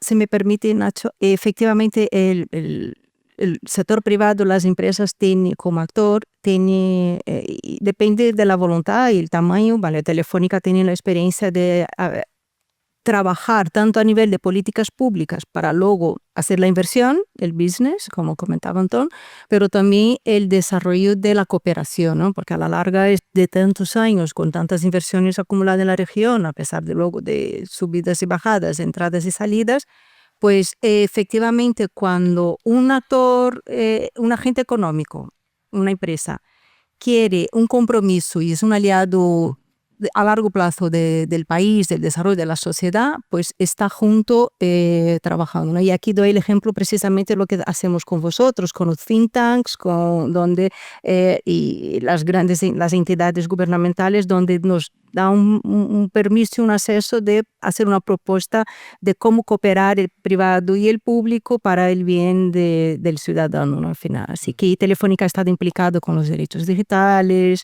con políticas públicas de educación a través de Fundación Telefónica y otros programas de cooperación. Sí. Así Y que eso es uno de los temas que tratamos en el papel, precisamente es esta cuestión de la coordinación, pero también que los propios ministerios de Asuntos Exteriores hace 15 años no sabían lo que es la diplomacia climática, ¿no? Entonces la cooperación empieza también por arriba a veces, ¿no? Es decir, que si quieres tener un organismo o capacitar, también tienes que capacitar a tus propios diplomáticos para que sean capaces de defender una agenda multilateral, igual que lo empezaron a hacer en seguridad y desarme y luego acabaron haciendo en pesquerías, etcétera, etcétera, ¿no? Y eso es un reto para la acción exterior de muchos años, y no solo en América Latina, por supuesto. Aquí yo he participado en algún programa que tiene la Escuela de Administración Pública de Maastricht, que está hecha para capacitar a los servicios exteriores en este tipo de competencias. O sea, que el rango de cooperación que tienes es amplísimo, va, ¿no? Cuando dices no es por abajo solo, es la propia élite muchas veces, ¿no? Lo considera élite, la que necesita esa capacitación para poder ejecutar esa agenda Por la transformativa, ¿no? Y entonces es totalmente vertical ahí, además de transversal, y el país que tenga resuelto cómo organiza su diplomacia digital, que salga y lo diga, porque entre presidencia, gobierno, ministerio de transformación de industria, etcétera, lo sabemos todos que es muy, muy complicado, ¿no? Y por eso decía que ese reto de gobernanza es muy importante, ¿no? O sea que, bueno, pero quería aprovechar que está aquí uno de nuestros coautores, Manuel, que además precisamente has trabajado mucho en estrategias de cooperación digital, también con instituciones internacionales y nacionales, también para darte la oportunidad, ¿no? En la parte del informe, que estamos muy contentos, ¿no? de que hayas colaborado con nosotros en este texto y que nos hayas también educado un poco a los politólogos. A veces saber que tenemos esta idea, ¿no? Desde el punto de vista de la diplomacia y la cooperación, hay que encontrarse a mitad de camino, ¿no? Cuando decimos, ¿no? Las lógicas a veces son distintas, ¿no? Pero precisamente, igual que intentamos, ¿no? armonizar esa lógica diplomática con la lógica empresarial, es necesario también que se encuentren las cooperaciones y las diplomacias, y no siempre lo encuentran porque tienen horizontes distintos, ¿no? O sea que, Manuel, quería darte las gracias y también de la oportunidad de hablar también de tu visión sobre la cooperación digital, y también porque sé que te has involucrado y tienes ideas sobre esta posibilidad de establecer estrategias de desarrollo digital en diversas agencias de cooperación, ¿no? En el ámbito europeo, ¿no? Así que tenemos un micro aquí, ¿no? para Manuel. Y a continuación, si os parece, si les parece, podemos abrir también un turno de intervenciones y de preguntas para los panelistas, que tendré mucho gusto en moderar también. Adelante, Manuel. Bueno, muchísimas gracias, Nacho. Ha sido un placer trabajar con vosotros en este paper. Yo os diré que soy ingeniero y trabajo en cooperación. Entonces, intento siempre ir a cosas muy prácticas y, sin embargo, me gustaría defender la idea de establecer una estrategia de cooperación digital para la cooperación española, que parecería un contrasentido, porque yo aplaudo que se hagan cosas aunque no haya estrategias, como antes decía Antón, en lugar de que haya estrategias fantásticas y la que era muy poquito rédito y se produzca muy poco. Entonces, bienvenida sea la acción por encima del pensamiento y la planificación. Pero bueno, ya que se están haciendo cosas, le hemos dedicado muy poquito en el paper a la parte española en sí, pero como estamos aquí y nos importa lo que hacemos, hablábamos con el equipo que sería interesante que España tuviese una estrategia digital, una estrategia de desarrollo digital dentro de su sistema y ecosistema de cooperación al desarrollo. Tiene varias ventajas. Una de ellas le haría más fácil el trabajo a Antón, me parece, tener una serie de cosas. Ya, no son como podría ser mejor. Pero creo que se pueden articular 4 tipos de ventajas principales. Por un lado, ayudaría a articular una visión concreta de qué podemos hacer y qué queremos hacer al mismo tiempo, definir prioridades, definir objetivos, definir recursos y también, muy importante, definir cómo nos tenemos que preparar internamente para llevar a cabo ese tipo de trabajo. Otra ventaja es coherencia, o sea, alineamiento pues, con las políticas de la Unión Europea en este ámbito, que tienen mucho peso y tienen cada vez más profundidad, pero no solamente de la Unión Europea, sino también de la propio país. Tenemos estrategia digital, tenemos una agenda digital 2026, mucha gente no la conoce, pero existe, y tenemos una estrategia de cooperación al desarrollo que está definida en el plan director y que, como dice Antón, por primera vez en muchos años ha tenido unos párrafos dedicados a qué tiene que hacer o qué puede hacer España en este ámbito. Entonces, también la ventaja de ser más coherente y alinearnos mejor con lo que hacen otros actores en nuestro entorno, con los cuales trabajamos a menudo y sistemáticamente.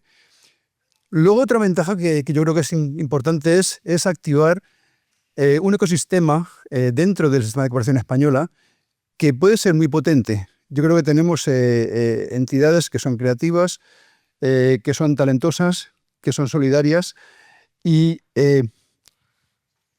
encontrar unos ejes de acuerdo, unos ejes que faciliten el trabajo, que estimulen el trabajo dentro de ese ecosistema, yo creo que multiplicaría muchísimo lo que podemos hacer hoy en día con actuaciones más, no sé si anecdóticas, pero mucho más puntuales.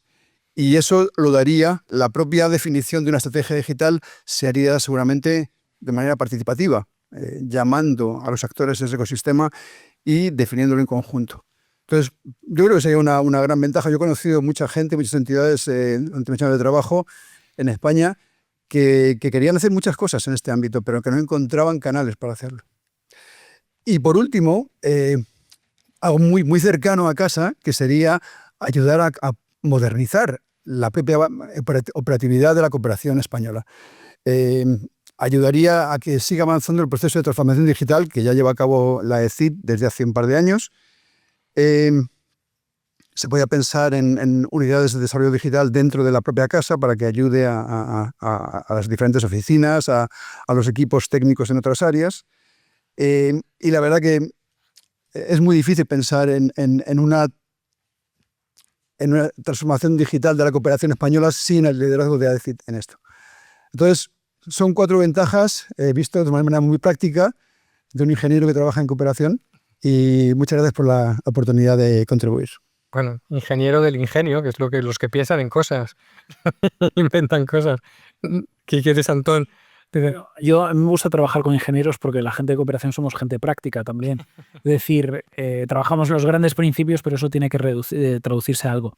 El hecho de que estemos hablando ya de que la cooperación española pudiera tener una estrategia de cooperación digital quiere decir que durante estos últimos 4 años hemos cambiado un montón de cosas, porque estábamos muy lejos de una estrategia punto y muy lejos de una estrategia de cooperación digital, yo creo. Entonces, desde luego, el plan director nos da ese marco. Yo creo que puede ser también un buen experimento en el sentido de... No estoy tan seguro que haya tantos actores de cooperación dispuestos a trabajar en actores tradicionales de cooperación, y sabéis que uno de los principios de la reforma de la agencia y que estamos materializando ahora es el tener una nueva dirección de alianzas que lo que va a buscar es tejer... O sea, las agencias de cooperación está ocurriendo ya, y cada vez más no vamos a saber de todo. Yo no voy a tener 50 ingenieros de datos en la ECID.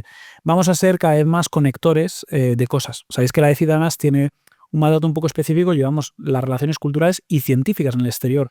Y en los últimos 2-3 años hemos multiplicado exponencialmente el presupuesto, que digamos que es muy poquito, a diplomacia científica. Pero estamos encontrando una receptividad enorme porque los primeros actores son los científicos españoles. Y por cierto, tenemos asociaciones de científicos españoles en lugares como Brasil o Chile, por ejemplo. Mucho en América Latina. Y eso es impagable, es barato, para los que nos dedicamos a cooperación, son intervenciones pequeñas de tener a la gente conectada. Entonces, me parece una excelente idea. Estamos en un proceso de elaborar distintas estrategias temáticas. Hemos empezado por la de cooperación feminista, lucha contra el hambre, en fin, todas las estrategias de la cooperación española se hicieron hasta el año 2011, salvo 1 o 2, y desde entonces nos han vuelto a tocar. Estamos retocando algunas de ellas, pero desde luego deberíamos de tener esto. Y probablemente nuestro papel como AECID no sea muy grande. Estamos haciendo algunas cosas, estamos liderando junto con Eslovenia, ese quinto pilar del que hablaba Alejandro del programa de la Alianza Digital. En parte, nuestro papel es traer a otros Estados miembros de la Unión Europea, Eslovenia, por ejemplo, a trabajar en América Latina. Y desde luego el tema de la inteligencia artificial yo creo que tiene un papel fundamental con el tema lingüístico, la diversidad lingüística y el doble papel que tú le das al tema de la digitalización como la inteligencia artificial nos puede mejorar los resultados de desarrollo. No son un sector en sí mismo, que por supuesto necesitamos una América Latina que pueda decir cosas en el ámbito de la inteligencia artificial junto con Europa. El tema de compartir la capacidad de supercomputación es beneficioso para las dos partes. los amigos del Centro de Supercomputación de Barcelona estarán felices de tener científicos muy bien formados, latinoamericanos, que vengan a formarse aquí, pero que juntos podamos utilizar la inteligencia artificial pues para predecir, para el tema de riesgos de desastres, etcétera. O sea que yo te tomo la palabra, estamos con 1000 cosas y, entre otras cosas, pues con temas, lo decís un poco aquí, instrumentos, ¿con qué instrumentos trabajamos? ¿Cómo trabajamos con el sector privado? Aparte de que digamos, tenemos que trabajar con el sector privado, todo el mundo está de acuerdo. El sector privado no necesita el dinero de la cooperación española, afortunadamente, ¿no? La cuestión es, concretamente, cómo lo hacemos. Y ahí es donde surgen, yo creo que en vuestro informe está un poco también, cómo se traslada esta idea del Global Gateway en realidades operativas, en cosas concretas que tienen un impacto positivo, en última instancia, con objetivos de política pública, pero donde pues un poco estamos todos. Y yo creo que esto es todavía, como el propio Global Gateway, que no tiene traducción en español, es work in progress, me parece. Sí, claro. Comentar con ideas así. La primera, efectivamente, ya lo que comentas, Antón, ya está en la ruta, en la hoja de ruta del diálogo entre España y Brasil, porque ya hay un grupo de trabajo a nivel científico que están conversando a nivel científico con el tema del Supercomputing Center de Barcelona. Eso por un lado. Luego, es muy gracioso, yo comenté al inicio de mi intervención, hoy día el sutil que es invertir o cooperar, ¿no? Y en ese sentido, porque lo que estamos invirtiendo estamos cooperando y para cooperar hay que invertir.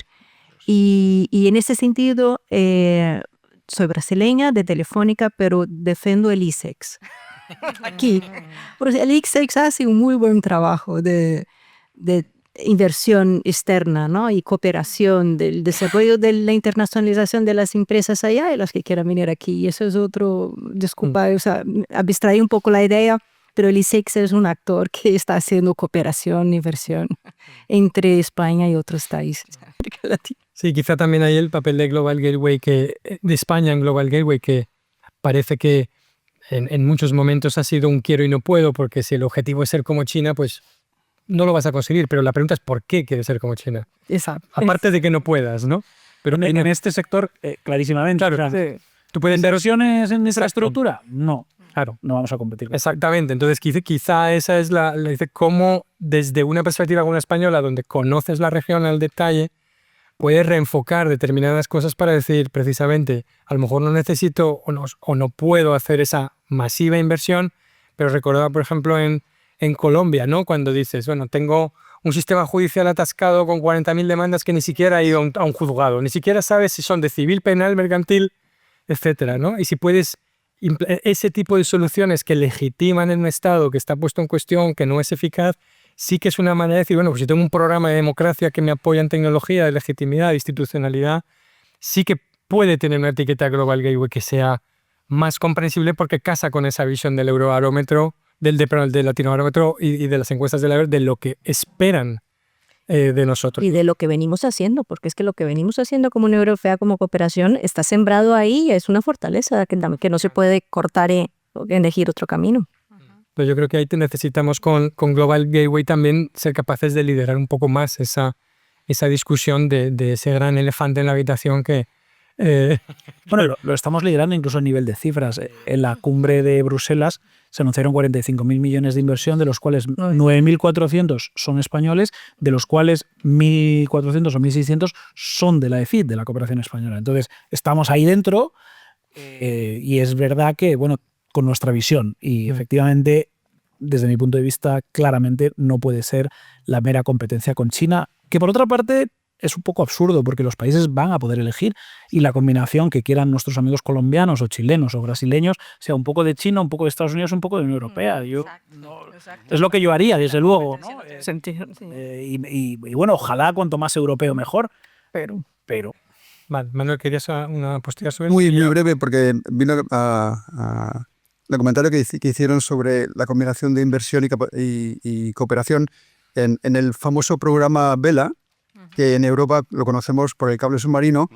En América Latina lo conocen por lo que ha hecho para conectar las redes troncales universitarias y para facilitar la cooperación con Europa cuando hace falta una conectividad muy alta. De hecho, el cable hoy en día no se utiliza tanto, la capacidad es muy grande, pero tú hablas con el director del programa, de Red Clara, que hablamos con él para el paper, y te cuenta, lo fundamental para mí de este programa es las posibilidades de cooperación entre científicos y académicos que se abren entre las dos regiones. Que las dos cosas van de la mano realmente. Disculpar, también hago publicidad de nuestros stakeholders. No solo ISEX, pero Fundación Carolina es muy fuerte. Bien visto. Te he visto 3 manos alzadas por aquí. Empezamos por ahí al fondo, que las he visto primero. Podemos, si nos dice su nombre y la institución en la que estaba, que el panel pueda identificarlos, nos cogemos estas 2 preguntas primero y luego vamos ahí, ¿vale? Bueno, hola, mi nombre es Juan Vila, soy de Barrabés. Me gustó mucho lo que decías, Alejandro, de los 3 enfoques, ¿no? El de la empresa, el de la persona, el del Estado. A mí el del Estado me gusta más decir el del control, pero sí, creo que ahí estamos alineados. Y después Antón hablaba de esto de que muchas veces el sector privado no necesita la cooperación. Pero yo me preguntaba si existe un escenario en el cual la cooperación pueda ser orientada a trabajar con los gobiernos en pos de desarrollar e impulsar la transformación digital, sobre todo en América Latina, a través del sector pyme, a través del sector emprendedor. Hay mucho potencial emprendedor en América Latina. No voy a hablar de todos los unicornios que han salido, empresas, etc. Pero creo que ahí puede haber un trabajo de cooperación donde los estados trabajen con esta clase de empresas y traduzcan en una política centrada en la persona, ¿sí? Soluciones de transformación digital, generación de riqueza, soluciones, y que eso puede ir reemplazando a las aproximaciones chinas y americanas, ¿no? Entonces, preguntarles si creen que existe ese escenario para la cooperación donde se trabaje con los gobiernos locales o nacionales en Latinoamérica en la potenciación de esta clase de actores de la economía. Perfecto. ¿Y la otra pregunta por ahí atrás? Yo soy Lorena Ruano, soy profesora investigadora de estos temas de muchos años. Mi pregunta es muy concreta. Se habló de los millones que se anunciaron de Global Gateway en la última cumbre y de España liderando. Yo quisiera saber, de esos millones que se anunciaron, ¿cuántos proyectos ya están en marcha? Y todos. ¿Cómo va la implementación de Global Gateway? Porque a veces me parece que es un poco un camelo, perdón, pero es que yo no veo los millones por ningún lado. O sea, y justamente también porque está esta cuestión de si el sector privado necesita o no de la cooperación para invertir, ¿no? Ciertamente la cooperación necesita el sector privado para tener un efecto más importante en sus acciones, pero no sé si en el otro lado es igual. Y yo no he visto, me parece que hay enormes retos de coordinación de tantos actores que se pretende movilizar. Entonces, denme ejemplos de proyectos porque los busco y no los veo. Vale. Gracias. Vamos a responder ahora y luego embajador, vamos a usted, y había otra pregunta por allí. Pymes. ¿Quién se atreve con pymes? Yo no sé, yo diría ISEX, pero...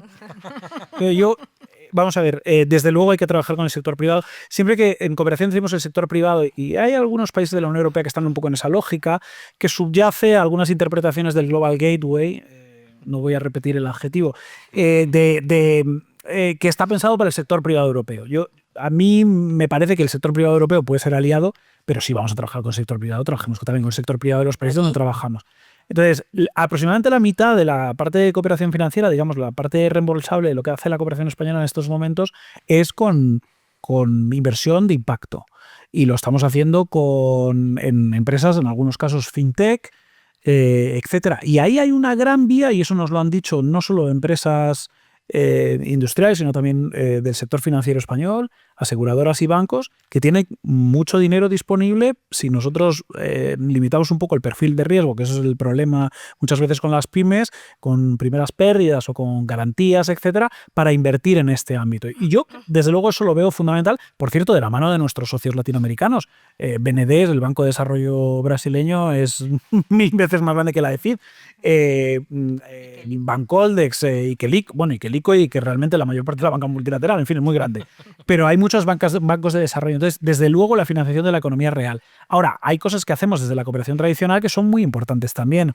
Esto que un poco mal llamado el clima de negocios, etcétera, o tú lo decías, el sistema judicial. O sea, necesitamos marcos regulatorios y a veces, en muchos casos, pues mecanismos para que invertir en los países, y no pensemos en la inversión extranjera, que la inversión se quede en los propios países. Esto no es una cosa latinoamericana, pero yo creo que sabéis que África es en fin, hay más flujos de salida de recursos de África de los que llegan vía remesas, vía cooperación, vía inversión directa. Entonces, parte de esto del desarrollo se trata de la movilización de recursos domésticos, que tiene una parte de fiscalidad, pero tiene una parte también de que los propios recursos se queden en los países. Y eso pasa pues, por medidas de confianza, etc. O sea que, desde luego, el tema pymes absolutamente fundamental, sobre todo porque pueden ser las grandes excluidas del tema de la digitalización. Yo antes decía, con una lógica de cooperación, vamos a decir así, tradicional, no me gusta esto de la cooperación tradicional, pero vamos, una lógica clásica de la cooperación, no nos gustan las brechas y las desigualdades, y nos gusta cerrar esas brechas, ¿no? Y yo creo que en el ámbito de la adopción de empresas de tecnologías digitales es muy importante que las pymes se suman. No solo en América Latina, en España también tienen ese desafío, ¿no? De la nube, etcétera. No está al alcance de todo el mundo, ¿no? Pero yo totalmente alineada con lo que señalaba Antonio en materia de la movilización de recursos. La pyme es la gran productora de empleo en América Latina y también es la gran productora de empleo de baja calidad en América Latina. Y es la que tiene la gran brecha de productividad, todo junto en ella, porque es la que domina el clima productivo de la región. Y como Antón decía, el gasto y la financiación son importantes. Yo voy a volver a incidir en la focalización de recursos, y es en ver la baja calidad y la baja eficacia de las políticas que ha aplicado la región en materia de mejora de la productividad y de calidad del empleo. Ningunas han sido suficientemente eficaces, y entonces hay un punto de cooperación sería ir a ver lo que funciona. Necesitamos evidencia, necesitamos políticas que se ajusten realmente a lo que las pymes están demandando, y en eso hay una parte también de que la cooperación tiene que ir más allá, es en poner sobre la mesa la necesidad de compartir evidencias, de hacer programas de fortalecimiento de esa toma de decisiones, de fortalecimiento del uso de los recursos, porque hemos puesto muchos recursos en esa agenda y recursos que no han tenido ningún impacto real. Y yo creo que esa es una de las grandes deudas de la región, haber hecho políticas y haber gastado en políticas que no tenían ni un seguimiento ni una capacidad y que no tenían ninguna capacidad real de alterar la economía y generar cambios que son fundamentales para la región, para toda la cierre de brechas, como mejora de la calidad de los empleos. Sí.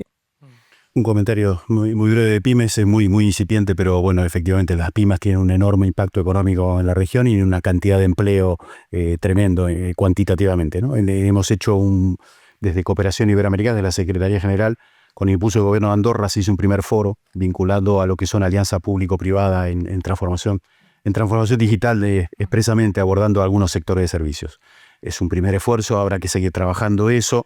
Los gobiernos también, lo que decía el director de la agencia, ya no estamos en una cooperación en la cual la empresa privada con capital impone sus temas a los gobiernos, sino que los gobiernos son muy celosos respecto de que aquello que sea con financiamiento privado esté alineado con las prioridades de política pública nacional de los distintos países, ¿no? Entonces, atendiendo a que la cooperación ha cambiado y mucho, pero a la importancia que tiene pymes y el sector privado también, no solo pyme, se está trabajando en Cooperación Iberoamericana acercando al sector privado al proceso de transformación digital. Queda mucho por hacer todavía. Sí, y en el informe mencionamos un aspecto que es el de ciberseguridad, que obviamente también es donde la vulnerabilidad de pymes es más alta, porque ya ni siquiera en España las pymes sobreviven, ¿no?, a un ataque en ciberseguridad en un entorno como el nuestro, donde quieras que no, hay más seguridad, más confianza, y etcétera, etcétera. Pero en América Latina obviamente es devastador. Si haces conectividad sin ciberseguridad, vuelves a la casilla de salida incluso antes de lo que estabas, ¿no? En una región donde la extorsión es el predominio general del... Y otro dato que tiene que ver ya no tanto con pymes, sino grande empresa en materia de ciberdelito. Nos comentaban conversando del programa El Pacto, estamos por hacer un evento sobre ciberdelito y posicionamiento iberoamericano en ese tema, la necesaria contribución de los operadores privados para poder acceder a la prueba documental o que pueda constituir la investigación criminal a los efectos de corroborar un ciberdelito, ¿no? Sí, eso en Colombia tuve la verdad es que la oportunidad, pero fue una experiencia durísima, que es visitar el comando de ciberseguridad en la parte de delitos contra menores, ¿no? Y que es toda la trata de menores, donde son normalmente europeos los que están en la trata escondidos en redes sociales a las cuales no tienes acceso, ¿no? Por lo tanto, ahí hay un montón de cuestiones, ¿no? que son importantísimas desde el punto de vista de la cooperación, porque ahí sí que el problema en origen está fuera, digamos, en muchos sentidos. Pero bueno, ¿quién se atreve con algún buen ejemplo de Global Gateway, el metro, el transporte en Bogotá? Querías hacerme reír. El Transmilenio en Bogotá. Hay una, vamos a ver, en el Global, en la lista es pública, la lista de proyectos. Sí, son 30 y tantos para no ser todo el mundo. 38. En todo el mundo y en América Latina pues deben ser unos 30, unos 40. Hay muchos proyectos que no solo se están haciendo, hay algunos proyectos que están casi acabados, porque son proyectos que ya estábamos haciendo. Nosotros estamos haciendo, por ejemplo, yo lo he visitado hace poco, estamos trabajando todo el saneamiento de la cuenca del río Lambaré en Paraguay. Estamos viendo el acceso al agua en una parte, además una zona, en algunos casos, barrios poco favorecidos de Asunción. Hay otro proyecto del Global Gateway que es todo el tema de sostenibilidad de los bosques, de las masas forestales, la segunda gran o grupo de masas forestales después de la Amazonía, que es desde el Darién hasta México. Ese sería el famoso proyecto 5 bosques. Lo estábamos haciendo desde que se llamaba Global Gateway, pero ahora forma parte del Global Gateway. Yo creo que sobre esto, creo que es un tema un poco de branding o de marca, y no entro en el debate de si está funcionando o no está funcionando. Sí hay, lo que sí puedo garantizar, porque hay algunos que estamos financiando nosotros y en donde estamos trabajando, que hay proyectos que están avanzando, que están teniendo un impacto real sobre, os acabo de dar 2 ejemplos, pero en fin, lo pienso y se me ocurren más. No, los autobuses de Costa Rica no lo sé porque ahí no estamos nosotros, eso es un proyecto que está ahí, nosotros no estamos participando, pero hay... en algún momento hemos hablado de los temas de conectividad y ahí hay varias empresas europeas y alguna española interesadas en los temas de llevar conectividad digital a muchos países del Caribe, para los cuales es importante, y para zonas, antes os he hablado del caso del Pacífico colombiano, donde la tecnología satelital puede resolver décadas de ausencia de servicios del Estado. Lo que es verdad es que muchos de estos proyectos, los que son más complejos y donde hay grandes licitaciones, etcétera, son cosas que llevan mucho tiempo. Yo este tipo de cosas las he hecho menos en mi carrera profesional antes, pero he trabajado mucho tiempo en África y algunos de los proyectos que veo en África en el Global Gateway son proyectos en los que yo empecé a trabajar en el año 2013-2014 en el Banco Africano de Desarrollo. Entonces, ahí seguimos, pues son proyectos difíciles de estructurar, etcétera. Yo creo que, en fin, da igual un poco cómo le llamemos a las cosas, llamémoslo al gateway, cooperación, etcétera. La idea de maridar más, lo decía Renata, me parece, cooperación, inversión, o ver la cooperación como una inversión, o que yo creo que eso es bueno, y esa es la filosofía del Global Gateway con la que yo me quedo, es decir, que no veamos estos 2 ámbitos de política pública como 2 cosas completamente separadas, sobre todo en países de renta media, donde hay mucha inversión. Y que yo creo que aquí los actores de cooperación lo que queremos es que todo el dinero público de cooperación se lleve a objetivos de política pública, que esto no sea, que eso es un modelo un poco de la franja, una colección de proyectos de infraestructura. Eso no es, yo creo, una oferta de alianza estratégica. Una alianza estratégica es algo donde puede haber hay elementos de infraestructuras, hay elementos de política pública, de diálogo de política pública, de capacitación, de intercambios científicos, en fin. Entonces yo creo que eso es un poco lo que me parece que lo que se puede orientar el Global Gateway. Y hay proyectos que están funcionando y que incluso están funcionando antes de que se labelizaran como Global Gateway. Vale, tenemos aquí embajador y luego tenemos ahí otra pregunta, ¿verdad? Muchas gracias, Tomás Abadía, Unión Europea, y muchas gracias por los ponentes que han desarrollado los temas muy bien. Yo pienso que hay que ir con un buen nivel de ambición a la próxima cumbre de Santa Marta. En el caso de la Alianza Digital, tratar de profundizar al punto 29 de la Declaración de Bruselas de hace 2 años, de la cumbre, y tratar de focalizarnos en algo concreto que podamos constatar por ambas partes.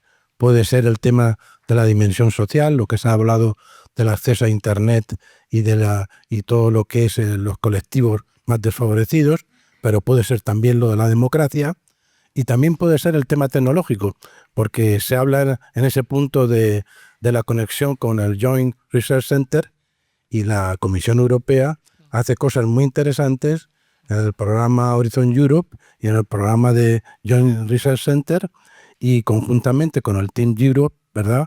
Pues poder empujar este sector. Pero esto mismo que estamos haciendo en digital se tiene que hacer en la lucha contra el cambio climático en la COP30 en Belén de Pará y se tiene que hacer en el futuro porque hay muchas veces que minusvaloramos la cooperación clásica. Y la cooperación clásica de los Estados miembros, de las agencias de cooperación y de la Comisión Europea, con poco dinero, con 36 millones, con 48 millones, ha tenido un fuerte impacto.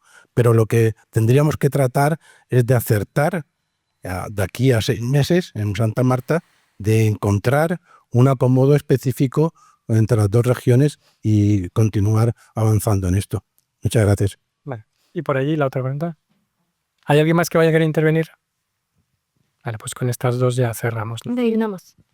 Ah, perdón, pues las sumamos aquí ahora. Vale, muchas gracias. Buenas tardes para todos. Gracias Nacho, gracias Erika, Antón, Renata, Alejandro por este debate tan nutrido de diferentes sectores. Creo que estoy muy alineada pues con todo lo que señalan ustedes, pero voy a remitirme directamente a lo que señala el señor embajador. Primero presentarme, Alejandra Cárdenas, colombiana, con 11 años de experiencia en cooperación internacional en la OIT América Latina. Bueno, básicamente creo que la discusión tiene un enfoque realmente más amplio del digital. Sé que es el foco, pero como bien lo dice el señor embajador, creo que debemos llevarlo a un nivel de las 3 transiciones que están marcando el mundo: la digital, la transición verde y la economía del cuidado. Creo que hemos puesto sobre la mesa un reto muy grande, que es el reto de la acción conjunta.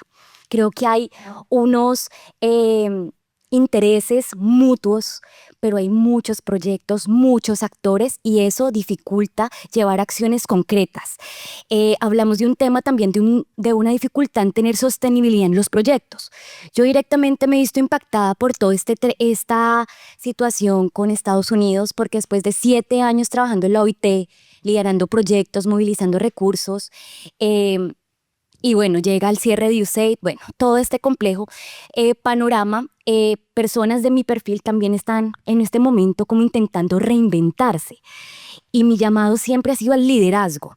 Lo hablaba Erika, porque pueden haber muchas ideas, pero si nosotros no tenemos un liderazgo claro, pues las ideas se van, nos quedamos, como decía Alejandro, muchas personas hablando con ideas fantásticas, pero sin acciones concretas, como lo decía Antón. Entonces sí, mi llamado es a ustedes que tienen esta voz, tienen esa poderosa llamado a mover personas como los que estamos acá, recursos, es a incentivar proyectos que también sean llevados a la política pública, pero la invitación es a exigir de alguna manera que sean sistematizados, porque bien lo decía aquí nuestra compañera docente, ¿dónde están las buenas prácticas? Que también lo señalaba Erika con la evidencia. Entonces es una oportunidad, es un llamado concreto, que haya evidencia, que haya documentos donde ustedes pueden ser en este momento pioneros en un ecosistema digital para impulsar este reto de la cooperación internacional. Entonces quería pues dejar esas reflexiones, agradecerles mucho porque me llevo muchísimas ideas y pues sería eso, básicamente. Gracias. ¿Le puede pasar el micrófono aquí? ¿Qué tal? Buenas tardes. Bueno, y muchas gracias a los ponentes. Yo quería preguntar quizás un poco qué puede aprender también la Unión Europea de América Latina. Creo que el debate está un poco enfocado en la cooperación de la Unión Europea hacia América Latina, ¿verdad? Y quizás hay casos de éxito también en todo este tema de digitalización. Estoy pensando, por ejemplo, en la innovación que hay en Brasil con sistemas de pagos. Hay muchos casos que quizás también la Unión Europea, ¿no? puede estar atento a lo que está pasando ahí. Entonces, quizás a ver si me podrían traer algún caso a cuento de algo que conozcan ustedes sobre una cooperación más bidireccional y quizás, ¿no? Vale. Muchas gracias. Pues perfecto, vamos, como nos quedan justo 9 minutitos para hacer una intervención final y que podéis responder, podéis participar todos. Pues si queréis lo hacemos en orden inverso al que hemos empezado antes. Renata, empezamos contigo para esta última intervención. Tenemos ahí varios temas encima de la mesa. Sí, gracias Nacho. Bueno, y ya relacionando, a mí también me pareció muy interesante la multidiverso. Digo, al final yo voy a aportar aquí el granito de inversión y un poco de Brasil, del sector privado, ¿no?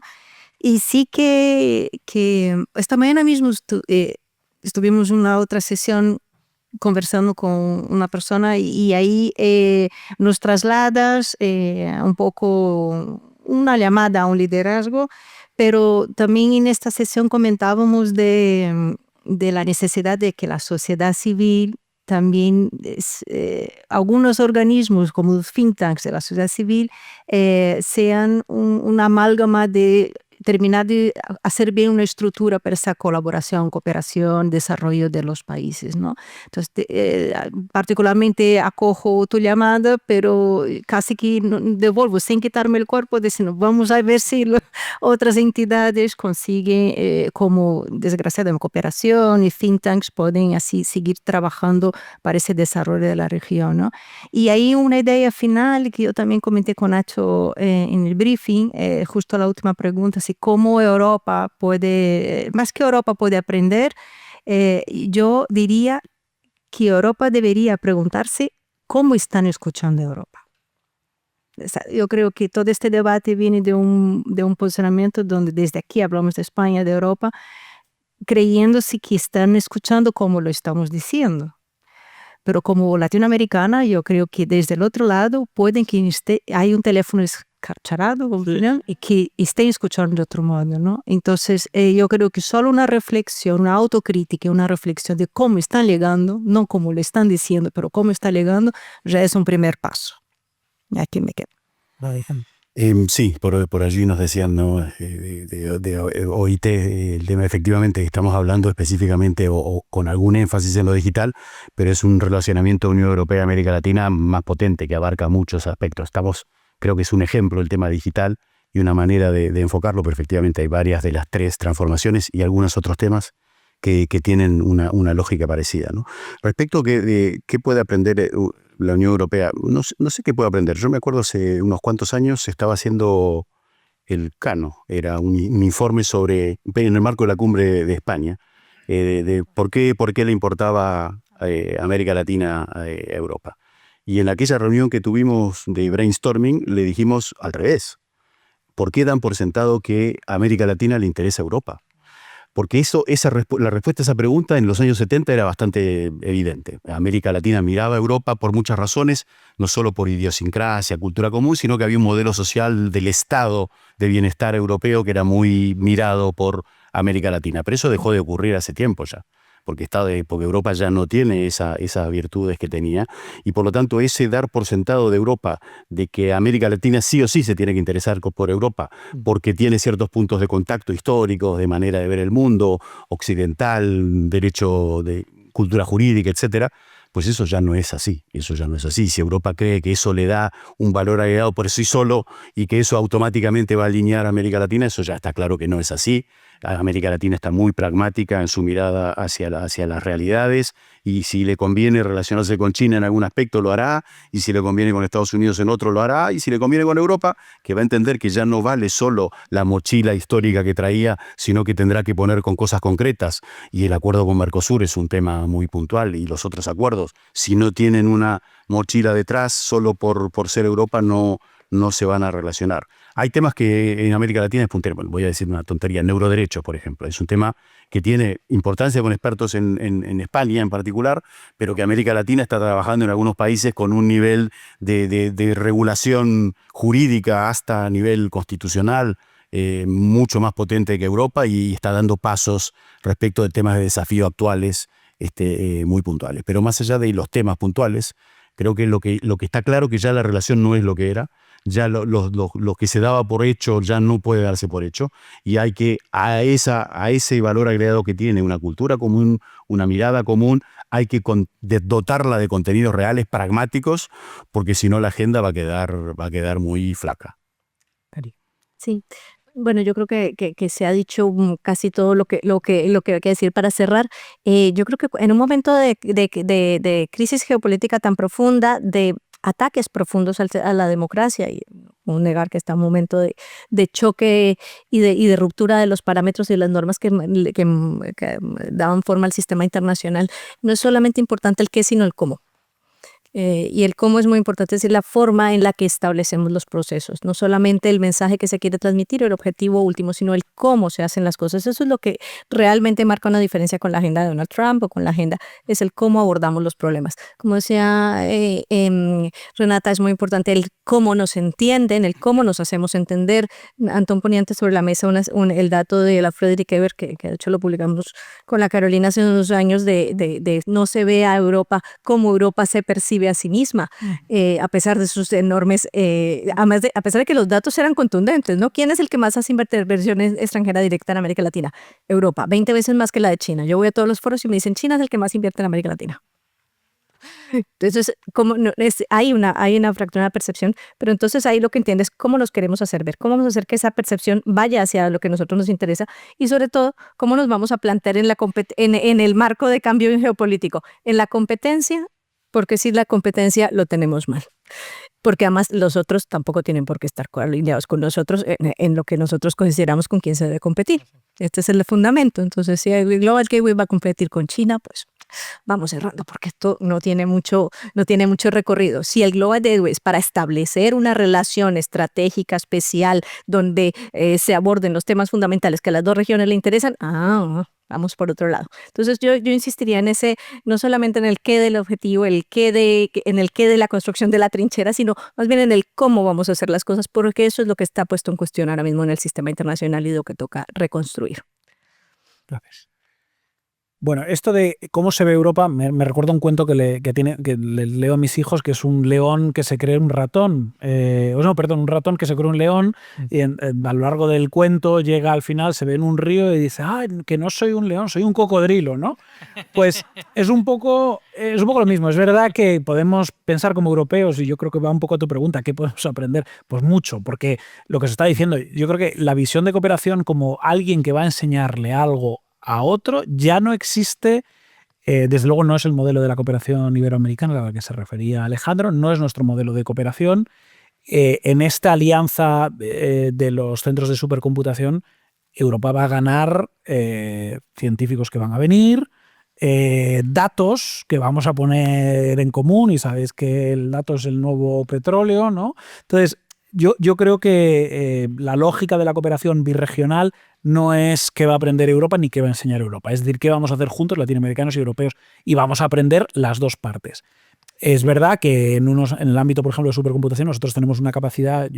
Cuando estaba en Chile estuve hablando con el director del CINIO, que es la institución Brasil. En temas de supercomputación está Brasil, México y Chile sobre todo. Pero claro, el acceso a la capacidad de supercomputación europea por parte de científicos que están súper bien formados pero que no tienen este hardware es transformativo, ¿no? Entonces, yo creo que no vamos a aprender todos mucho y nadie va a enseñar nada, sino que vamos a trabajar conjuntamente. Yo creo que esa lógica hay que desde luego que cambiar. Por cierto, ni los africanos quieren ese modelo de cooperación también, ¿eh? O sea, no, esto es universal. Yo siempre digo que el futuro de la cooperación en el mundo se parece bastante a la cooperación que se hace en América Latina, la cooperación iberoamericana y la que hacemos los países latinoamericanos con todas las agencias de cooperación. Por cierto, en Sevilla, uno de los side events que estamos organizando, lo estamos coorganizando la Agencia Brasileña de Cooperación, la española, la de la Unión Africana y Noruega, con agencias de cooperación de todo el mundo. Y va a salir que esto ya no es una lógica vertical, es horizontal y sobre todo todos con todos, ¿no? La pregunta de qué puede salir, o sea, Santa Marta, tal. Claro, concreto, esta frase de Ortega, que siempre se piensa que se le dirige a los españoles, de estos españoles a las cosas, que se la dijo a los argentinos, ¿no? Dijo argentinos a las cosas, ¿no? Y yo creo que en América Latina, en el mundo latinoamericano, iberoamericano, estamos en un momento donde hay por arriba, en las cumbres de líderes, mucha tensión y mucha polarización. Yo creo que el tener agendas concretas como esta, y alguno lo decíais, me parece que Erika o tú, Nacho, que esta es una agenda que une, más o menos, todo el mundo entiende que por lo menos aquí hay un desafío, ya podremos afinar. Yo creo que es importante y creo, por lo que a mí me llega y lo que estamos intentando contribuir, que en Santa Marta se va a hablar bastante de digitalización. Yo lo espero y que, por ejemplo, este tema de supercomputación, de inteligencia artificial, sea algo concreto que saquemos de Santa Marta. Y con el tema de las 3 transiciones, ¿no? Y con esto acabo. Claro, estamos hablando de lo digital. Lo digital permea todo lo demás. Pero desde luego es muy difícil separar lo digital de lo medioambiental, de lo social, de lo económico. Hemos hablado en esta conversación, has salido temas de productividad, de pymes, de cohesión social, de seguridad, de democracia. Lo digital y lo analógico se están fusionando y lo que es un poco absurdo es que vivamos en un mundo permanentemente analógico cuando el futuro de nuestras democracias, por ejemplo, sabéis que tenemos un nuevo programa, ya no tan nuevo, siempre hablamos del nuevo, no es tan nuevo, tiene 2-3 años, programa de democracia en América Latina. Bueno, queremos, entre otras cosas, trabajar en el ámbito digital y tenemos algunas alianzas con algunos socios para trabajar en los temas de discursos de odio, de desinformación, de violencia en el ámbito digital, incluido con sesgo de género, etcétera, ¿no? Entonces, no podemos separar desde luego lo digital del resto de las otras transiciones. Todas las transiciones tienen que ser justas y no podemos compartimentar y meternos en un silo. Vamos a trabajar, los temas de cohesión social, temas temas de cohesión social y de desigualdades. Primero, ¿cómo vamos a renunciar a las tecnologías digitales para reducir esas brechas? Y segundo, ¿cómo vamos a obviar que en 20 años no vamos a tener ni siquiera la misma estructura de mercado laboral? Entonces es inevitable, ¿no? Así que yo creo que esta discusión es útil desde el punto de vista de lo digital para conectar las regiones, cerrar las brechas y construir soberanías, pero eso no excluye que tengamos que hacerlo con el resto de instrumentos y con el resto de dimensiones por eso nuestro plan director habla de una triple transición social, económica y ecológica, que no puedes tener unas sin las otras. Pues muchas gracias por ponérmelo tan fácil los ponentes y el público en tiempo, porque estamos terminando perfectamente como queríamos. Hay una encuesta también de nuestra institución, del European Council on Foreign Relations, donde habla de cómo se ve Europa, en este caso es en Brasil, porque lo hacemos con potencias medianas, y hay una confianza en Brasil en que la Unión Europea seguirá ahí y será un actor relevante y global, ¿no? Pero yo creo que no es tanto por la evaluación de las políticas o las cosas concretas, sino por ese peso, ¿no? De la idea y del proyecto. Me recuerda en una de estas discusiones que alguien dice, bueno, ya de las grandes tecnologías, pero dentro de 30 años, ¿quién va a estar ahí? ¿Facebook o Francia? ¿No? ¿Sabes? ¿No? ¿Quién es más probable que esté ahí dentro de 30 años? Pues estará Francia. ¿No? Pues dentro de 30 años, pues Europa estará ahí, ¿no? Bien que mal, ¿no? Pero muchas otras cosas habrán cambiado, pero esa gravedad, ¿no? del peso y de las relaciones va a estar ahí, ¿no? ¿Dónde está Huawei? Que es China. Exacto. Y muy de acuerdo también contigo. Yo creo que en lo que intentamos es también en el resto de Europa, porque en España somos mucho más conscientes de que, o sea, por supuesto en España el viejo discurso de no, América Latina necesita España para llegar a... No necesita para llegar a ningún sitio, llega sola donde quiere, ¿no? Somos nosotros los que a lo mejor nos ayudarían a llegar a algunos sitios, pero es la Unión Europea la que necesita a América Latina para llegar al mundo, precisamente, ¿no? Y esa es una apuesta que se tiene que hacer y que lo que intentamos es que se haga desde ese, digamos, si te parece, egoísmo ilustrado, ¿no? Es que Europa va a pesar menos en el mundo, va a ser menos relevante si no consigue tener una relación con América Latina que sea funcional para la región, porque otra no vamos a tener. O tenemos una relación funcional o no tenemos ninguna. No tenemos la opción, a lo mejor, que puede tener Estados Unidos y China de tener relaciones disfuncionales. No vamos a tener la posibilidad de imponer por la fuerza a nadie una relación disfuncional. Por lo tanto, esa es un poco la visión de que Europa necesita a América Latina para si quiere ser relevante, ¿no? Y la otra parte entrará a jugar en función de lo que le parezca interesante, no de lo que tú determines unilateralmente. Así que os doy las gracias a todos por venir 2 veces a esta presentación, porque sé que vuestra intención era venir aquí cuando tuvimos el apagón, y que estéis de acuerdo y que por lo menos algo de luz hayamos aportado esta vez sí, no la otra. Así que muchas gracias a los ponentes y a la institución, y a todos. Gracias.